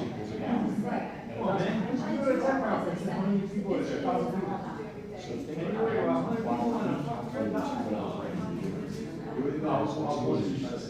alcohol is in wine, how many ounces of drank, so like, you know what I mean, just okay, so the way this is really nice, so like all you have to do is And that's what I'm saying. for a calculator that does this and converts to this. And out of 2 seconds, calculator that you would actually take is into your website and now they can put your, what's called an alcohol calculator. And then what you do is you also say, here's my website. Here's my URL for my website. And it will give all the code for you to input. I didn't realize what they go. Now, some users use that as a good so you use that as a lead magnet and say, hey, so they wonder how many alcohols is this or that. This is called 3 The one could be wine sad, wine tasting sad. They have breathalyzer design. And you just put the URL for your Amazon. But it's read component.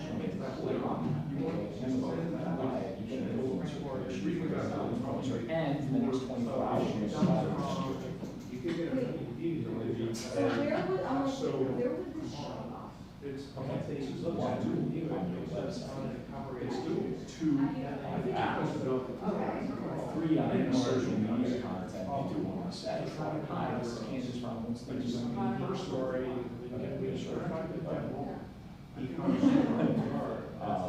Moderate forward. So the Kansas from Moderate Forward, can you get one like, how much alcohol is in that? And you can do so much content on it. That you said the content. There's 3 other Amazon not your products that are doing the whole goal here is, you know, Kansas, if I can use this again, to have a site, they will pay for the expense of Amazon. My number 2.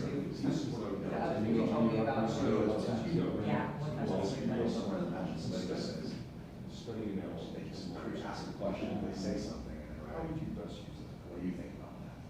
Would you send me that? Yeah. Send me that. You're That's what I had, so like, I meant So which one did you send me? the random change. So you get to learn how to be from. Everybody comes correctly, otherwise we can change The first day. that. Email from me, I write it. Tells, it says. And link You it want to to WhatsApp. watch, once you just go to WhatsApp and do it, like, email WhatsApp, and then email me WhatsApp, and I can, like, go and watch and stuff. Just have If I- the amazing. So where do you take it? If I eat too much shit, I'll go.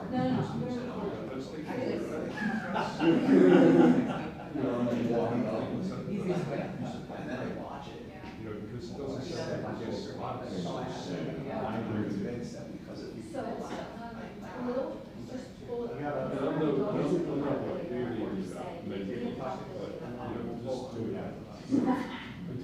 Go to ChatGPT. Okay, so go to ChatGPT, figure out whatever type of calculator you don't want, kind of size program. Ask ChatGPT what is the code that would make this. So ChatGPT would use that code. You know, it's So actually, put it on the website, so you know that code, so it's all set and ready to Carlos is in there. so plug into your website. He comes in like that for someone. He's like, It's a fun button, it says talk. And just have to leave it for you. You can do lots of suggestions, you can go and advertise on Sounds like a roll every week, when we walk out of the timer, anything, that is one week, so you think about it, sign me up. I like, sign me up.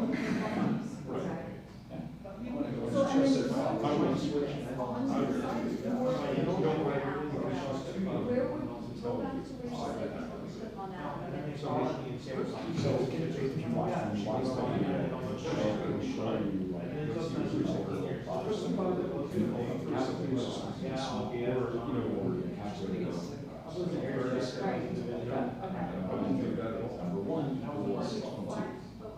no, underneath that will say check our antagonist. So he uses that as a way to.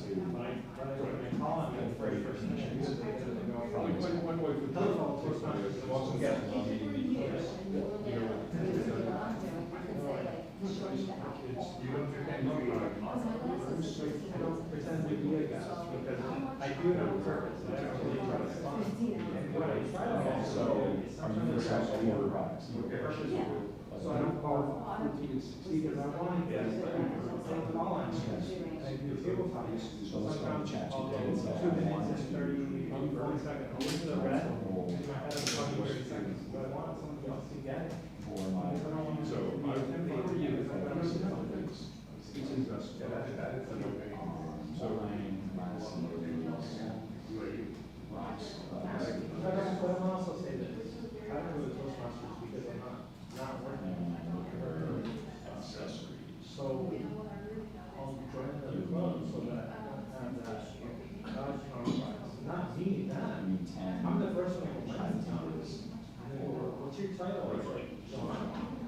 Yeah. I'm a software Is it bad or developer, good? like, learn shit. Well, then get her out of it. You know, Make it switch and all the process through everything else. I'm not into Toastmasters, I'm just here to have fun.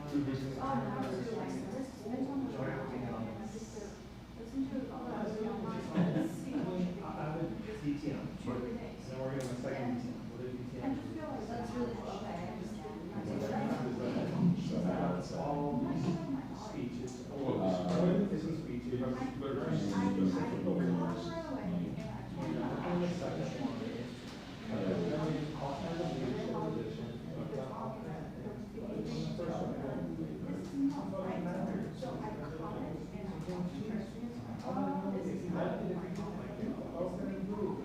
how do you resonate? What is the tactic? What types to learn? he's a busy You could guy. like shut down the. So, it's really. The president of the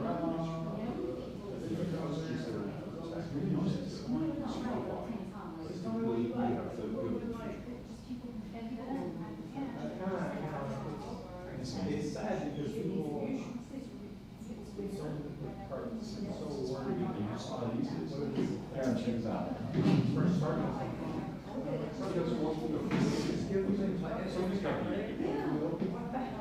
Just go to the bathroom. That's just the way it goes. But if you do it right, you'll never have to mess it.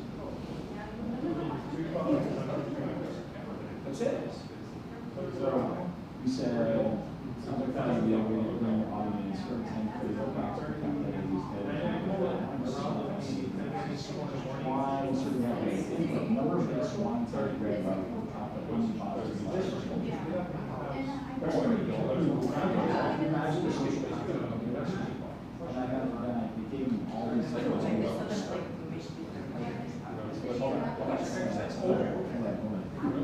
So ideates, right? Yeah. You're probably a lot of us in the wine room.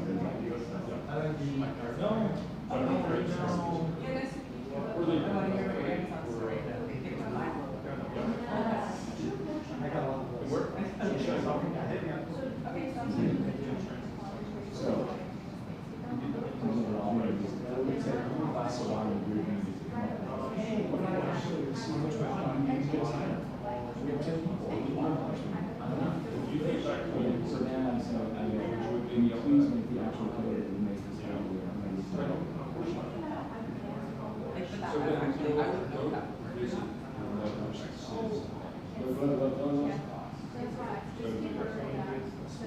But if that would actually, I don't know how to spell it, so I was like, I know that's not what it was, but I'm like, okay.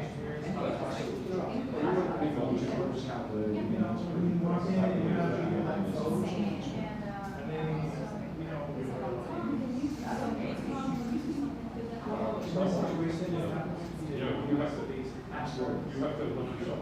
Well, I can allow myself this conversion, like if I had, if I set an 8 ounce concentrate, but I have 16 plants, I like that.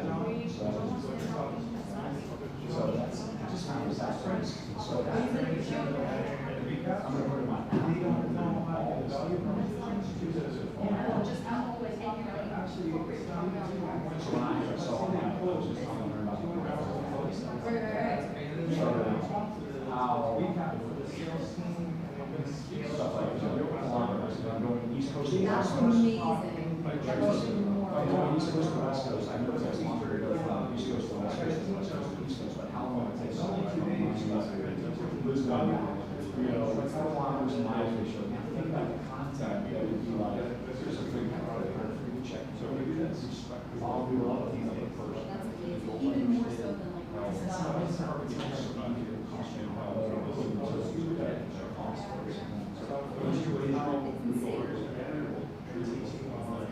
Watch that video. I'm gonna send you this video so you have it. I'm definitely gonna watch it. Blew you away. By the way, when you.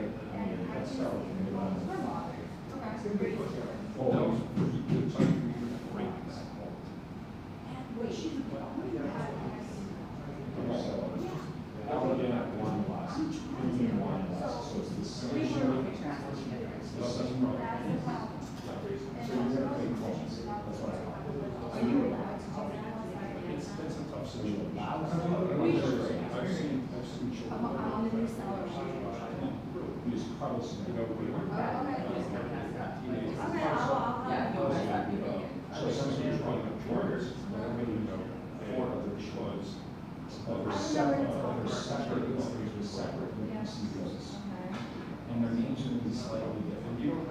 So your wired list is 401 less, premium 401 less, ultimate one less, whatever. And then you're going to roll them in that.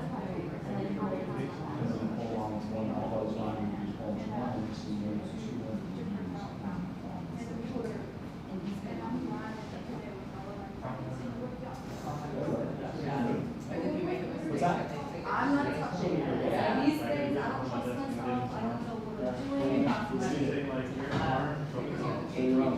that's An fine. alternative thing which might not be as exciting is you can keep 2 free dining rooms. That's another thing people want to be conservative, like Yeah, do it 2 grand. before, but you don't have to pay for 200 also. So it's like for everyone What's to your name? do for the standard. That's cheap. Not that it's not worth it, you know, but it's like, I don't know what. Yeah, I think, Yeah, you're gonna get so much more value out of those line reviews, you're saving.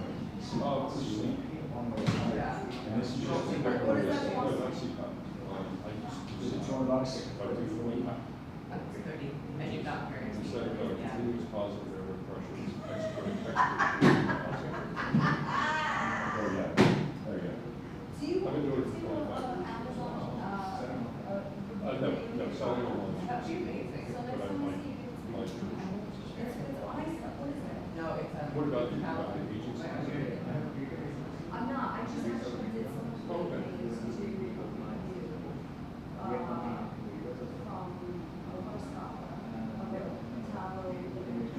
Yeah. Or yeah, online.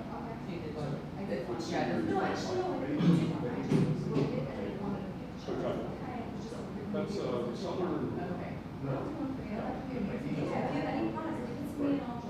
She is, one of the people in the cap, she wants to go. That has a, Anything you while want. back, it's called already going on almost 15 years ago, but I had a guy from Mumbai, Indian, Oh, you want Sunday, to go to buy and anything? I had to run. Or I can even pay you before, don't worry. Yeah. No, But we of really course. need more good reviews on these brushes. 100%. And, Yeah, so he was this is from Mumbai, and the other he talent was, one I can just give you. Tell me what you want. No. So for the video, I don't need to buy. I mean, Just do it. Okay. we had a lot of conversations. Influencer. When he And came our, here, your carousel is full of just went more to stuff to be NC. populated. Yeah. She's And gonna. then he, Oh, got his okay. master's Yeah, so degree I'll in do that with anything general that I law. have to buy And, to put the 5-star. So whatever I- she gave that, we- I don't want to You're gonna talk to them, Right, I mean, Yeah. yeah, it's a minor, he's focused in, down. in our And I said, oh, it's like to me, Tiger, she said, no. Okay, yeah, that's okay. Make a brush. And, Scripting. Yes. but it was very, really good. So Really you have good. two voices. You have the voice that you're talking to me now, and then you have your on-camera voice. You have two voices. This is- So you wanna try to figure out how to do your regular, like a talking Yeah. voice on camera. Do I look? I'll show you a picture of Some of my, my first videos look a little bit, now I know it's not all myself. No, I'll show, I'm well, not even talking about me having I'm lots of putting that, Yeah. I'll show you why. Right. So when you're scripting, this is a new hack I found. Record yourself. That's not Bruce thing. Record yourself as you're telling, as you're saying your script. And as if you're talking to me about, Yeah. hey, these are my wine glasses, they're made out of this and they're made out of that. Copy and paste that, put that in ChatGPT and say rewrite it. He's just rewriting it in the words that you normally say. Okay. So when it comes across and you go to say it again, it's going to come across more natural, not in your video. When you, but in your personal voice. you don't see how how to script.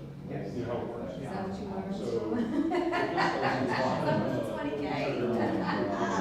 Oh, you'll definitely pay for it. Well, listen, I'm sure it will.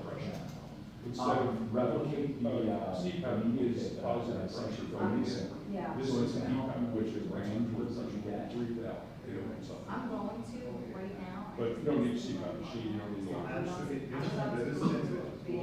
Correct, correct. Yeah, creates back. As a matter of fact, we're at the, being shown at this, I forget the name of the show, it's in Mid-Asia this week. And, so it's all, it's a Southeast Asian show.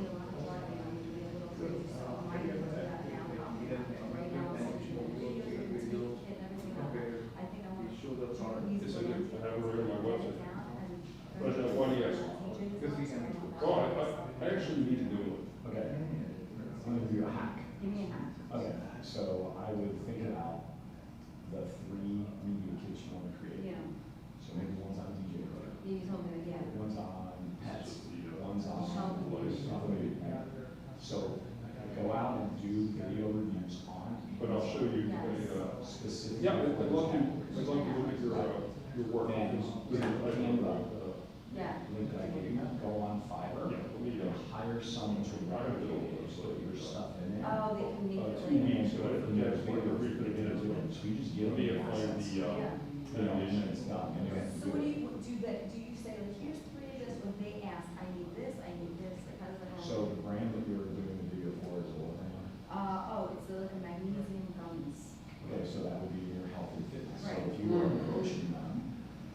person and say, instead of saying $100, I want $300, because here's my media, and then you can see what stuff that I've done in the past. So I think that having that. No, it's definitely an asset. It looks as a foundational stuff and walking into it, I think you're gonna be able to ask for a higher price. I would just caution you on No, I've got getting a too many brand deals unless they start paying you $1,000, $2,000 a month. Well, that's what I would like. It might be because of my phone, it's not coming up. So I usually access it on my, That's what I want. let's see. Yeah, if you, would you, Well, like, so please, thank you. what happens when people didn't. Oh, right, so you're one of the sponsors. Yeah, They're you're all all. going to be creators, they can sell this, so they can, they list it. There's so many players on these commercials now, as you're flipping through TikTok, they're like. Yeah, it's not easy finding someone to do a good animation. You should have two Matter of fact, TikTok accounts, in my opinion, you should have. the animation that we have on our website, I think it's my phone, why it's not You should showing have up. one Yeah. side TikTok creators stuff. I'll see if I can find it, but I was using someone in, I set up I two think on they're in an Boston. and then I And, set up it another just one, which I couldn't think she's understand doing, which is what I boys. wanted. She sells And, good it stuff. was, it took a long time. Finally, I got something acceptable. You should do both, right? What's the difference? No, I have like a lot of. So what are you heading for? So that people might know or recognize. Okay. Oh, what if it is? No one's gonna give a shit about Candace or she sells cool stuff or like it for content. Now, Oh, when Phil, you're creating oh, content for your brand on gummies, what are the gummies for what? I've been, It's like I actually live in magnesium. West Palm Beach. So is it kind of you like inflammation And, and, I've been working on the, since Well, it's 1970. probably for sleep, isn't it? No, actually, it's not. So over 30 years.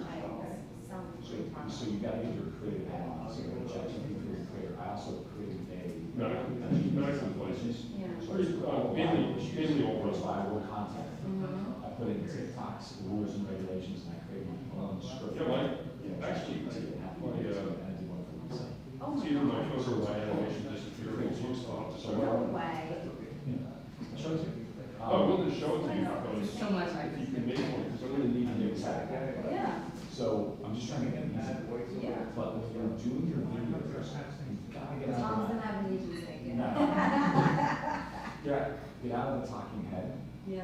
You need to do a hook and another hook. So, the John, first hook is Very close to Debbie. why people fall. Okay. Yeah. Because they don't have enough magnesium. Right. And then B-roll is gonna be critical. So now That's it's the first one. what's the secret? You need to zoom in on something tripping and falling and get B-roll content. And my wife's And aunt, you can take it from YouTube videos and put it to family, and just take out someone falling or tripping. Yeah. So you wanna start I know thinking that's as a creator and not just talking head. yeah. And, That's an Amazon influence. Pretty, old, Yeah. When you're doing creative stuff, it's gonna be, a dialect. I wanna do one, You know, and, it's gonna be, you need to tell your secret. I know they were there When from trust is coming, you're fired. Right.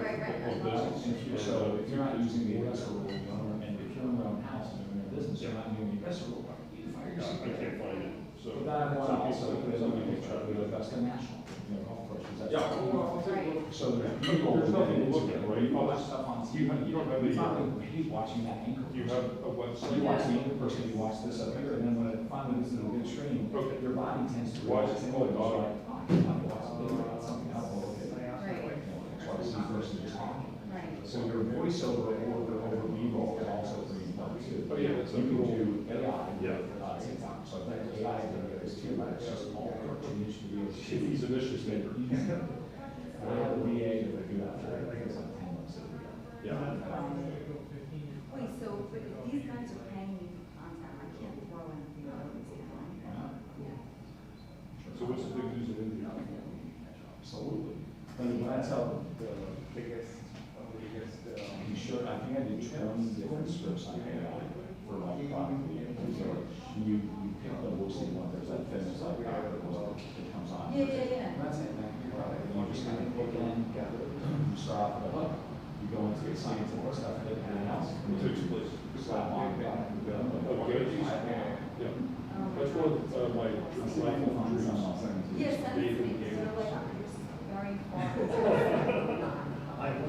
Don't go through that scene. I was reading that they were thinking of No, yeah, I putting 3D appreciate circles your time, by the way, to get rid so- of bodies. Well, that's been going on. No, even this rituals, whatever it happened, like it's, so many people taking a different. No, I saw something. Institute came and studied the water. Yes. But am I gonna get Right, as a matter of fact, I was watching this No. really interesting show, they were trying to, group work. A lot of my business is being run through. And they fly over, and, you know, they Some business, many business, so my finance business. people were drinking, right, they just wanted to cook, and it's so hard. There's just too many people, it's just, you know, wherever you have heavy populations, it's hard to live. You have to go. And, you know, there's just one. I gotta do one thing, Where I want to see the losses. Right. It is, you know, it's like others or something. They are so much. Yeah. And, well, you know, there's like, it's an area where there's sort of 20 or longer, and lead right into the, I think it's the game. Way upstream. He said there's only one construction game, and it's still, So, like, I it's have still to clean, see and it's way up in the mix. And no BOI anymore. It's still, What's the BOI again? it's with fish life. And that's changing too, because, they're cutting out. Yeah, so BOI is the version, every new business file will be a beneficial owner of interest. Okay. And even an old business was gonna have to file it, they said we would. So I have to do. Yes. Just have to file your taxes. Well, And there's. you have to get a resale tax. It might be a steep color, So but, even if my business is making money at the share. some people think that, Right, so object. what happens is you need to go to the tax portion of your Amazon account, and you'll click on this Amazon tax, and you'll see that. Well, I think the idea is because at night, you don't want to see anything bright down there because it's distracting. We're a base corporation, and on Sundays. But, I mean, it So you doesn't can seem get a about resale like tax. Okay. Basically, you're reselling an item. Yeah. And if you are Can you run that Yeah, some? no, this is major. you're eventually going to sell it. Right, so do I need it for next year? Right, you're going to renew it every year. But I don't need it. Well, they now. can- they- Like, I You don't- haven't sold anything yet, you should get it right now. Okay. Because you're not selling the shares. Yeah. Well, So we're the going to resale tax, you know, think of it this way. And So if you had a brick and mortar business and you're selling boxes to a customer, you would have to collect sales tax from that customer. well, I understand. When you go to the grocery store, you pay sales tax. That grocery store then pays the state of Florida, the state income tax, or the collects the sales tax. They collect tax. They I've been in collect sales tax. business. You have to then every quarter renew that to the state. So you as a brick and mortar business, you have to collect it and then sell it to the state. And along with that, every quarter, you have to figure out how it works. This person's sales tax, this person's sales tax, and this is And what that's you're what we're doing saying. on this. Now, because you're an Amazon seller, Trials. Amazon Make sure that does it work. for you. Huh. You're not collecting any money and putting it in your pocket. The money that's being collected is collected by Amazon, and Amazon is sending it. I'll definitely, I'll email you and, I'd But like to see some. still, I'm sorry, I can show you that, I don't know why it's not. 0, 0, 0, 0, 0. Find your favorite place. Really? You can. Do they send you notifications or like, oh, no? Once you file a resale tax, you can do it. Okay. State of Florida will set taxes. So what I would do is I would contact them as soon as you get them, and tell them you only want to file this annually. And explain to them, and they will say yes, all my businesses I have, I only file annually. All my business transactions, I only sell anything annually. So it's all seated on Amazon, so it collects it, and when it sets it to the state. Even if we're selling the stores, Hold the basic Bible with 1 foot. Okay, so we're a self-governing tax society. So if you decide to fudge in your taxes and do something that's over and not report the sales tax, that's on you. Now, if you get audited, Well, you don't see many people. then that's on you to figure out. But if you want to swing skirt line, you know, I think with the mobile, it's too technology. well, it's a good thing that my Oh, did you? clients and my tax guy used to work in the And, IRS. very hard to get. but they'll tell you, Yeah, they'll tell you that. Yeah. And typically when you buy stuff from a US Well, we supplier, started back in when you buy it, 2005. Right. I would give 90% sell tax certificates. Right, student loan sale, supplier, and I'm paying sales taxes. Because I'm just repackaging it, and then I'm collecting sales tax. I understand. Right? So when you buy stuff from here, and it's going to be a supplier here, you're going to resell tax certificate. What about when you go Very buy nice talking to you. What about when you go buy, I don't know, if you know what I mean? Yeah, I mean, I haven't done that yet. Or when you go to Home Depot, you open up a corporate account, you're going to resell tax certificate, and you'll have to get sales tax.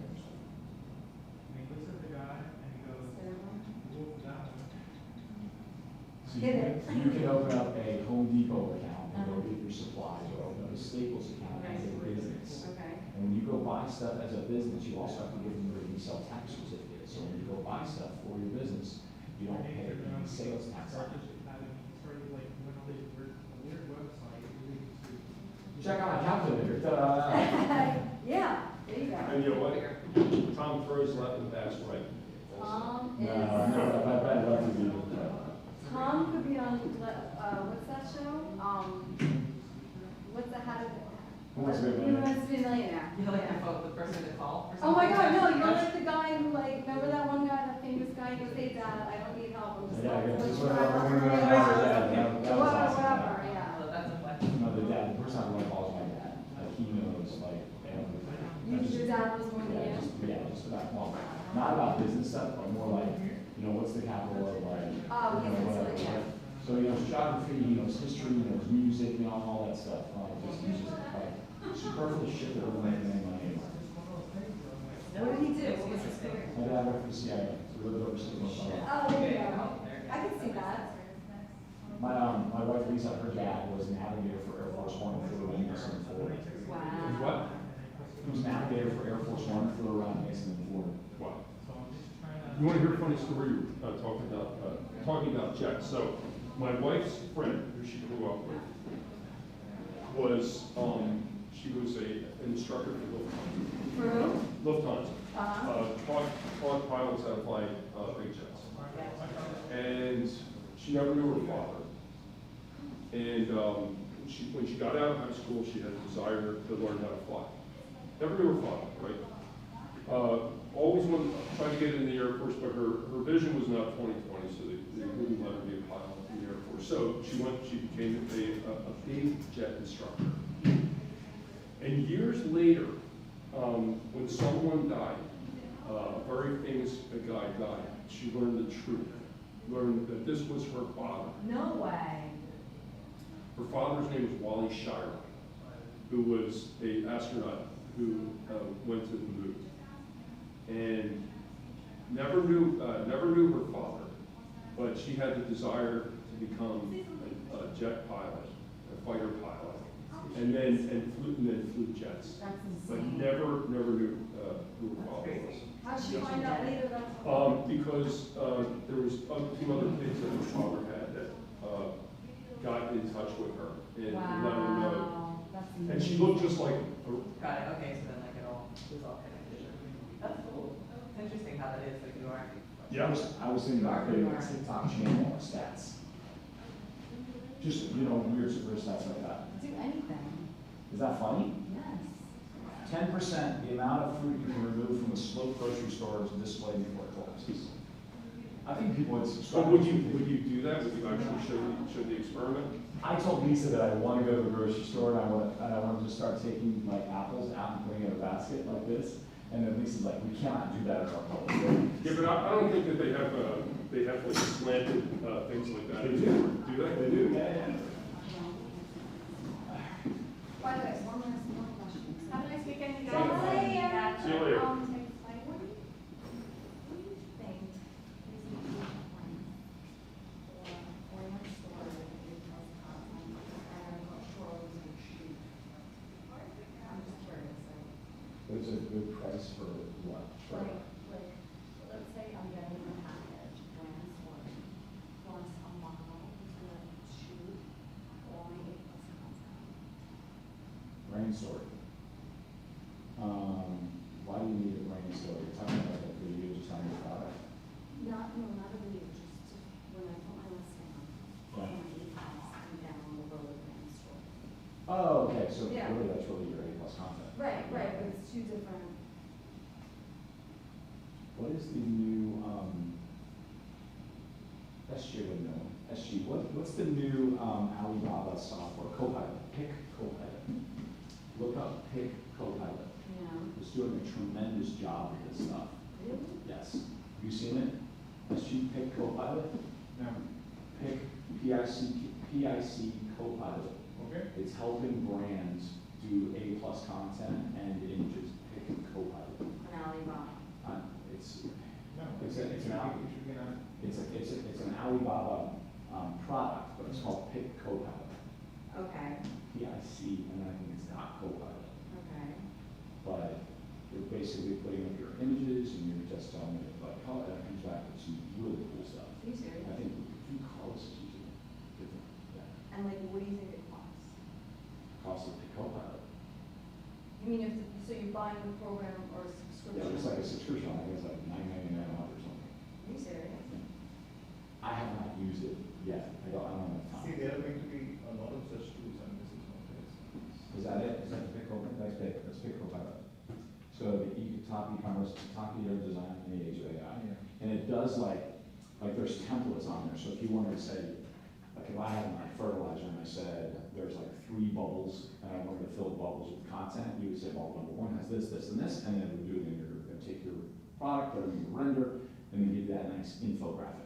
So it does infographics. I know there's a new ChatGPT 4.0 Plus has image generation as a tool. So if you have Plus on your ChatGPT, all you have to do is say, create me an image of XYZ, and now it does image generation. You can actually put the name of it. Exactly. So, and it gets the name correct, which is why all these other, like even Midjourney and DALL-E were getting it wrong. What was the one software that was getting it wrong? There was a, there was one software that was the only one that was getting it wrong. It was a t-shirt thing. So, It was on the website. I wouldn't know. But it just appeared. there's only one that was getting more like hustle, it was getting hustled. But Midjourney and everything else was getting it wrong. So I would tell people, like, put blank Scrabble tiles up on the board. And then you at least get the image correct. And then overlay the words. But See- now the words are getting, now ChatGPT is really smart. But see, you have, like, let's say I would do something like that, I have to know. They were separate. What it says, see, I don't know, I'm saying, I'm It gonna does ask the Ron. it does the whole thing. We see it, we touch it. That's what you would do, like, hire someone to do. Very good. So neat.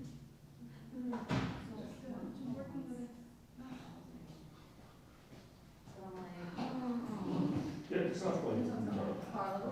properly. No! No. The answer's no. That was good. What's up? Give me some suggestions about, what would you, if you are an influencer, what would you represent your product? Okay. I can do a shower. No. So don't do that. So what I would do is I'd present the clothed oatmeal and then I'd just get B-roll. B-roll? B-roll. What is B-roll? Stock footage. Oh, so Stock got a whole footage plate of, of facial stuff. all you have. You taking it, so the woman taking it off. Shiny skin. Okay, I can do that. So promo.com is a website, even on YouTube, you go on YouTube and steal like this snippet, pull it over to CapCut. So really what you're doing is you're saying, like if you're doing a TikTokable thing, you're like saying, like you have to lead with, in my opinion, you have to lead with a solution. Do you want healthier skin? Do you have rosacea? Do you have, do you break out?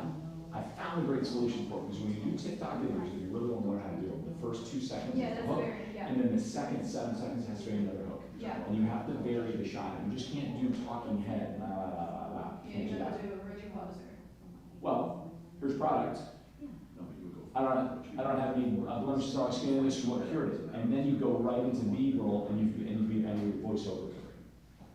Okay. Because I was trying to see, what can I do with this product? Did you do a ChatGPT?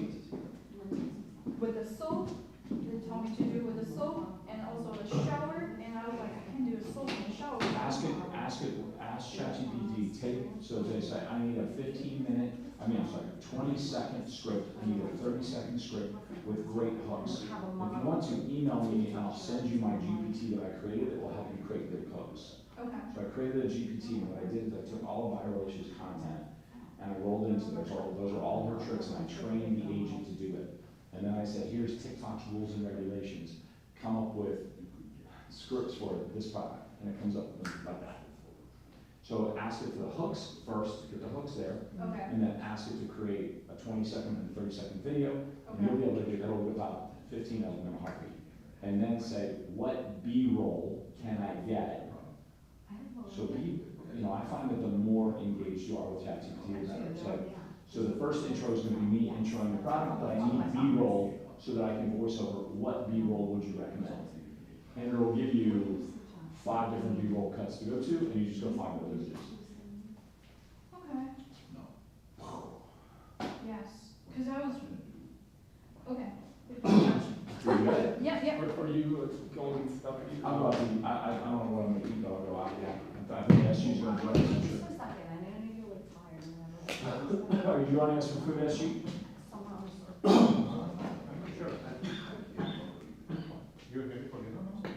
Yeah, we usually go out and just like, Carlos wants to have like tacos weekend, and all just talk about business, what was trending and stuff. For sure. Listen, when you take this product, don't just do one video and No, expect it no. to go. Like, and try to just have fun with it. Have fun with it. Think about the hook in the front. Think about almost like what you're selling is the solution. A lot of times I think people are making this like, so if you take this and you add this to water and you add this to this, and then this makes great, it makes your skin feel better. Whereas you should start off at the front and say, this will make your skin feel better by doing this at the end, right? Because once you get someone to watch 2 seconds, 7 seconds, they're probably going to watch the end of it. But if you don't get them at the hook at the first 2 seconds, they're not going to watch it. Got it. And I was like thinking making that as a mask. Way overthinking this. See, I'm glad I talked. Just I think you have to understand that you are not a production studio. You don't have a shower, you don't have a film crew and everything else. And just find B-roll. You know how much B-roll you can find of people making soap? You know how much B-roll you can find with that? I promise you, if you come to YouTube or you just look for video images of soap making. See you next week. Have a great night. Your pen. Oh, thank you.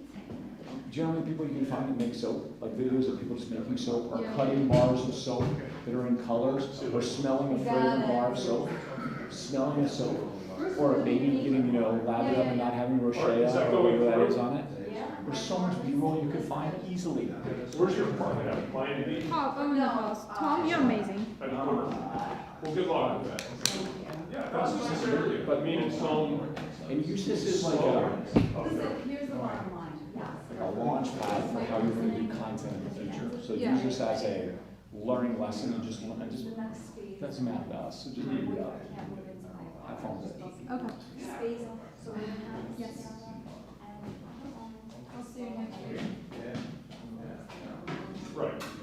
I don't join here for work. I'll see you later. I'll join here Saturdays and my parents are down. Yeah, because you're West Palm Beach. Yeah. You're really only 45 minutes from both.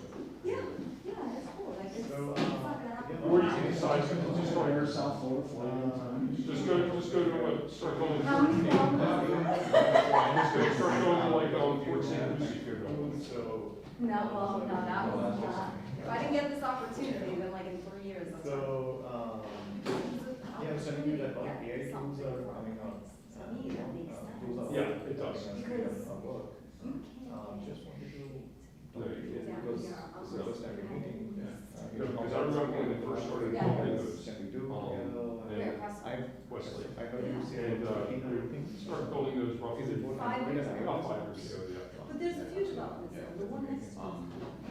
But it's an over 50 con, Mm-hmm. but they allow like 20%. Oh, that's okay. We have quiet developers. I'll take quiet over everything. Yeah, I think so. I love an HOA. My HOA, do you know what it's gonna be there? Which is like $250 a month Okay, it's 3. for a quarter.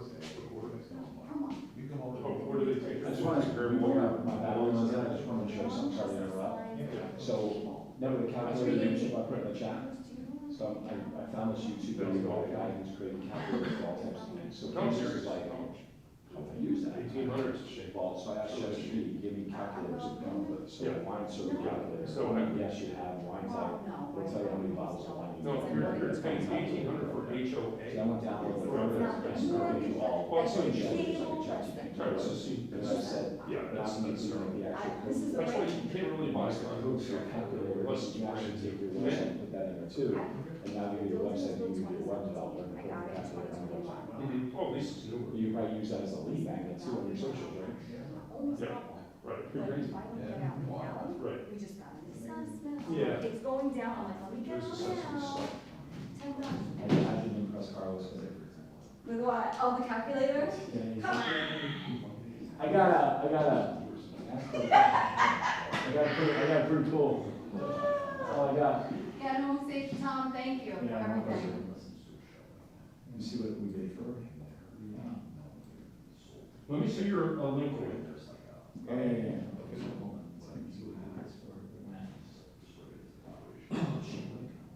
Who's this one? Candace?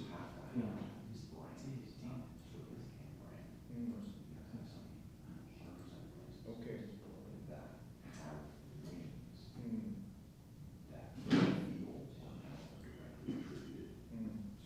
Right. And that are open. Yeah. This is where it eliminates a lot of people. Correct. And that are open. Yeah. Talking on the show. It doesn't have to be specific to the property, but about that experience. Right. And we turn that into a success story. So a Yeah. few things that happen. One, it opens the pilot a bit. Yeah. Two, it opens up here because we have anyone that fits that criteria Yeah. from relative vicinity. Yeah. We bring them in and create an entire event around Yeah. them. So it's more of a position like this. I know. Success story. Yeah. Those are great and interact. I mean, you're too computer savvy. That's It's damaging, it's hurting you. Right. Yeah. It just takes a little bit of work because obviously I can't just randomly reach out to people. Yeah. From You're your an scale. expert. You have to. You're close to an Those expert. people, so it requires a little bit of legwork. You must have a fantastic memory. It's not like that. I think would be great. It's, what happens is, one example I'm using, but a software comes out here. You didn't like it, because you just use the software. You get those people that have that. Yeah. So I said, Why don't you hire? Sorry? Yeah, but this is the same thought, it's like, why don't you hire? something about like, I said, look, I need you to come with 10 creative and practical translator. It was quite a For wine glass. Approaching them head They on. came up with wine serving and input number of guests, wine servers, light sparkling outlet, bottles, glass, you're gonna meet. They're kind of a fun, interactive. Right, yeah. Right, so they came with all kinds of ideas. And then I said, can you please make the actual code that we make this up so that I was working there. That's incredible. You wrote the code? So like, what are those things that you're going to, That's amazing. you know? That's amazing. Is that- No wonder the world went like this. Because somebody's gonna write a code and just send it off, it's gonna work. I think you're gonna be born with a code, and that code is gonna tell you everything you're gonna do every step of the way. So I think it's I feel bad. You also said something. not that bad, isn't it? So I think, I think we could do something with the sleep aid, some of the things with sleep, like, how many hours of sleep you need, maybe you should go to 5 and you only. I love it for social media advertising. It's just That's, like we. I love that. Yeah, you're absolutely right. That was, yeah, that was great. So when you watch the video, the guy actually embeds, I think. I'll watch it tonight. so he actually embeds like 3 other sleep related products. So you don't trust. So it could do a product, sleep pillow or So sleep you can pillow, count that like you have a like that's your support favorite. system in India. I don't know, $100 sheet or something like that. And Not because just design. we're looking at calculator, that's almost like an advertising platform for you. So when you click on that, it's like, I'm gonna get you set up on Amazon affiliates. So you're putting that code, So. and when they click on that button, you go to Amazon, you buy it, you get paid. Because I see. Or whatever they buy for the next 24 hours, you get paid. Now that'll help you a little bit until you get on PPC, and it's just Right. the shit that you don't have to. Yeah, no, it all adds up. I just wish that I had something that was, I wish Amazon influencer program had been out when I first launched, because then it wasn't like such a thing. Bank accounts sucked, you're just like, and you haven't sold anything, it has no reason. And if you haven't been through it before, having that extra income come in would be so much Right. better, I think, for Yes. everyone. Oh, Exactly. I appreciate Sure. that. I don't know, if you had to calculate how many individual sources of income do you have? Is it over 20? With with the 7 different brands. I don't know how you calculate. They're just No, I spoke to her. different. I don't know. But they're different companies too. What do you say about the big trade brand? Anything? Did you talk about that? Yes, he's like, I mean, it fits his bill, right, because you can create content around it. I spoke to her, she was very cute, and I understood what she was talking about. I mean, it's making One product that she has. It's like, we're gonna do something with it. We had a very long time, my name was Lemon Bonkers, but yeah, I'm really happy. The old-fashioned Mexican stuff Right. better. But he's struggling because he can't find the bottles at a good price for him to be able to sell it. That's what you talked about. It's like ketchup packs, satchels. Yeah, sachets, right. Sachets. Sachets. Yeah. No, I think it's almost like mocktails, what it meant. Right. About norm in his Well, actually, doing that is bulk. It's not bad, it used to be 5 years ago. Or how about this? Do it,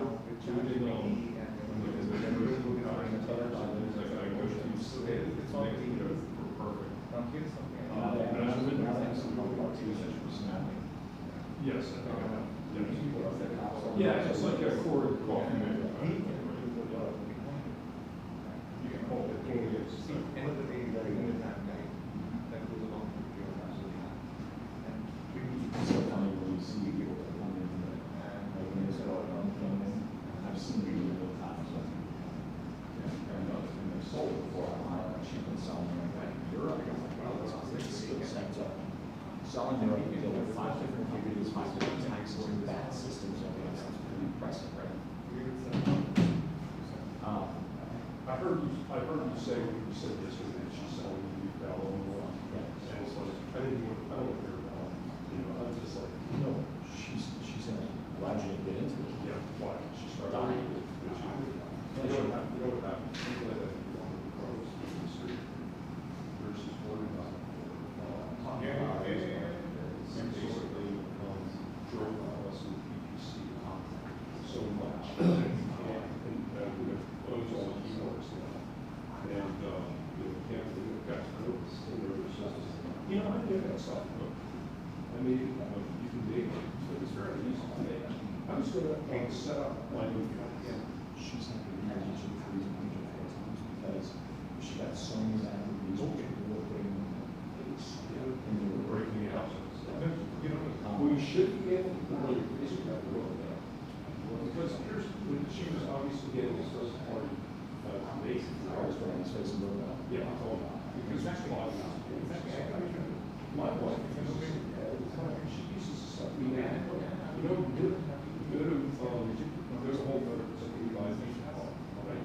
There's a fellow, is a new fellow, and we try to put it in this cool it down in the refrigerator, and when it starts to come off, so it has some consistency, you look at it, that's it. You don't have to add anything, yeah, I don't.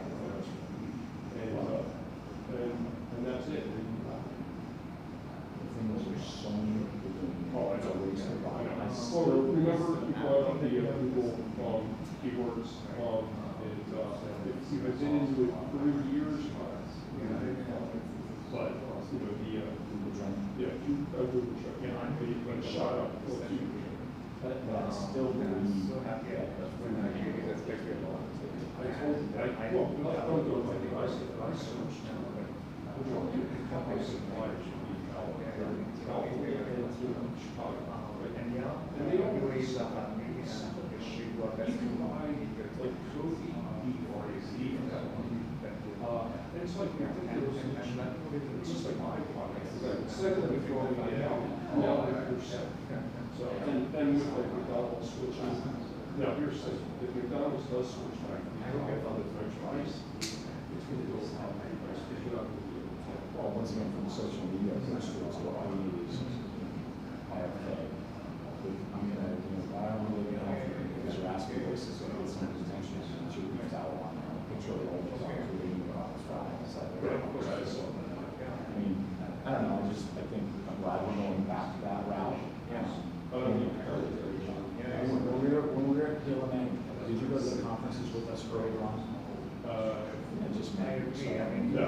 No, honestly, no. Yeah, they were talking about like plant-based foods, when you look at the ingredients of plant-based foods, it's like, It's, yeah. it's a lot. And just, there's, believe it or not, plates are courses. And, the reason they are courses is like themselves. Just those plates are, I forget the term, but I go by this. There's only a few, things that you can really eat, that will not, at least, that's why, like, some things cause massive inflammation in the body, like corn is terrible. And, one See ya, see. see you later, nice to meet you. So you're in one with one. No, you out of here? Yes, You see my friend? I'll shoot you an email, okay? thank you.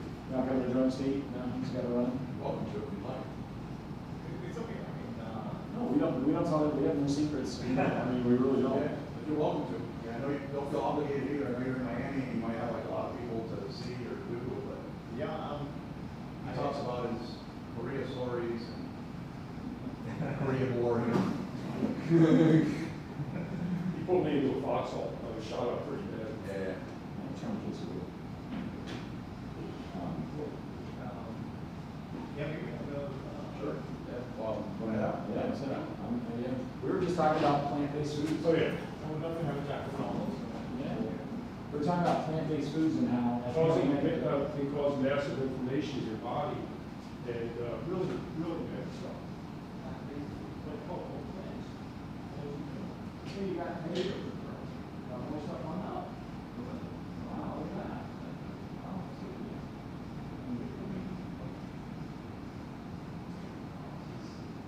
I don't know what kind, but that's. It isn't. I don't know how to get a lot of curly.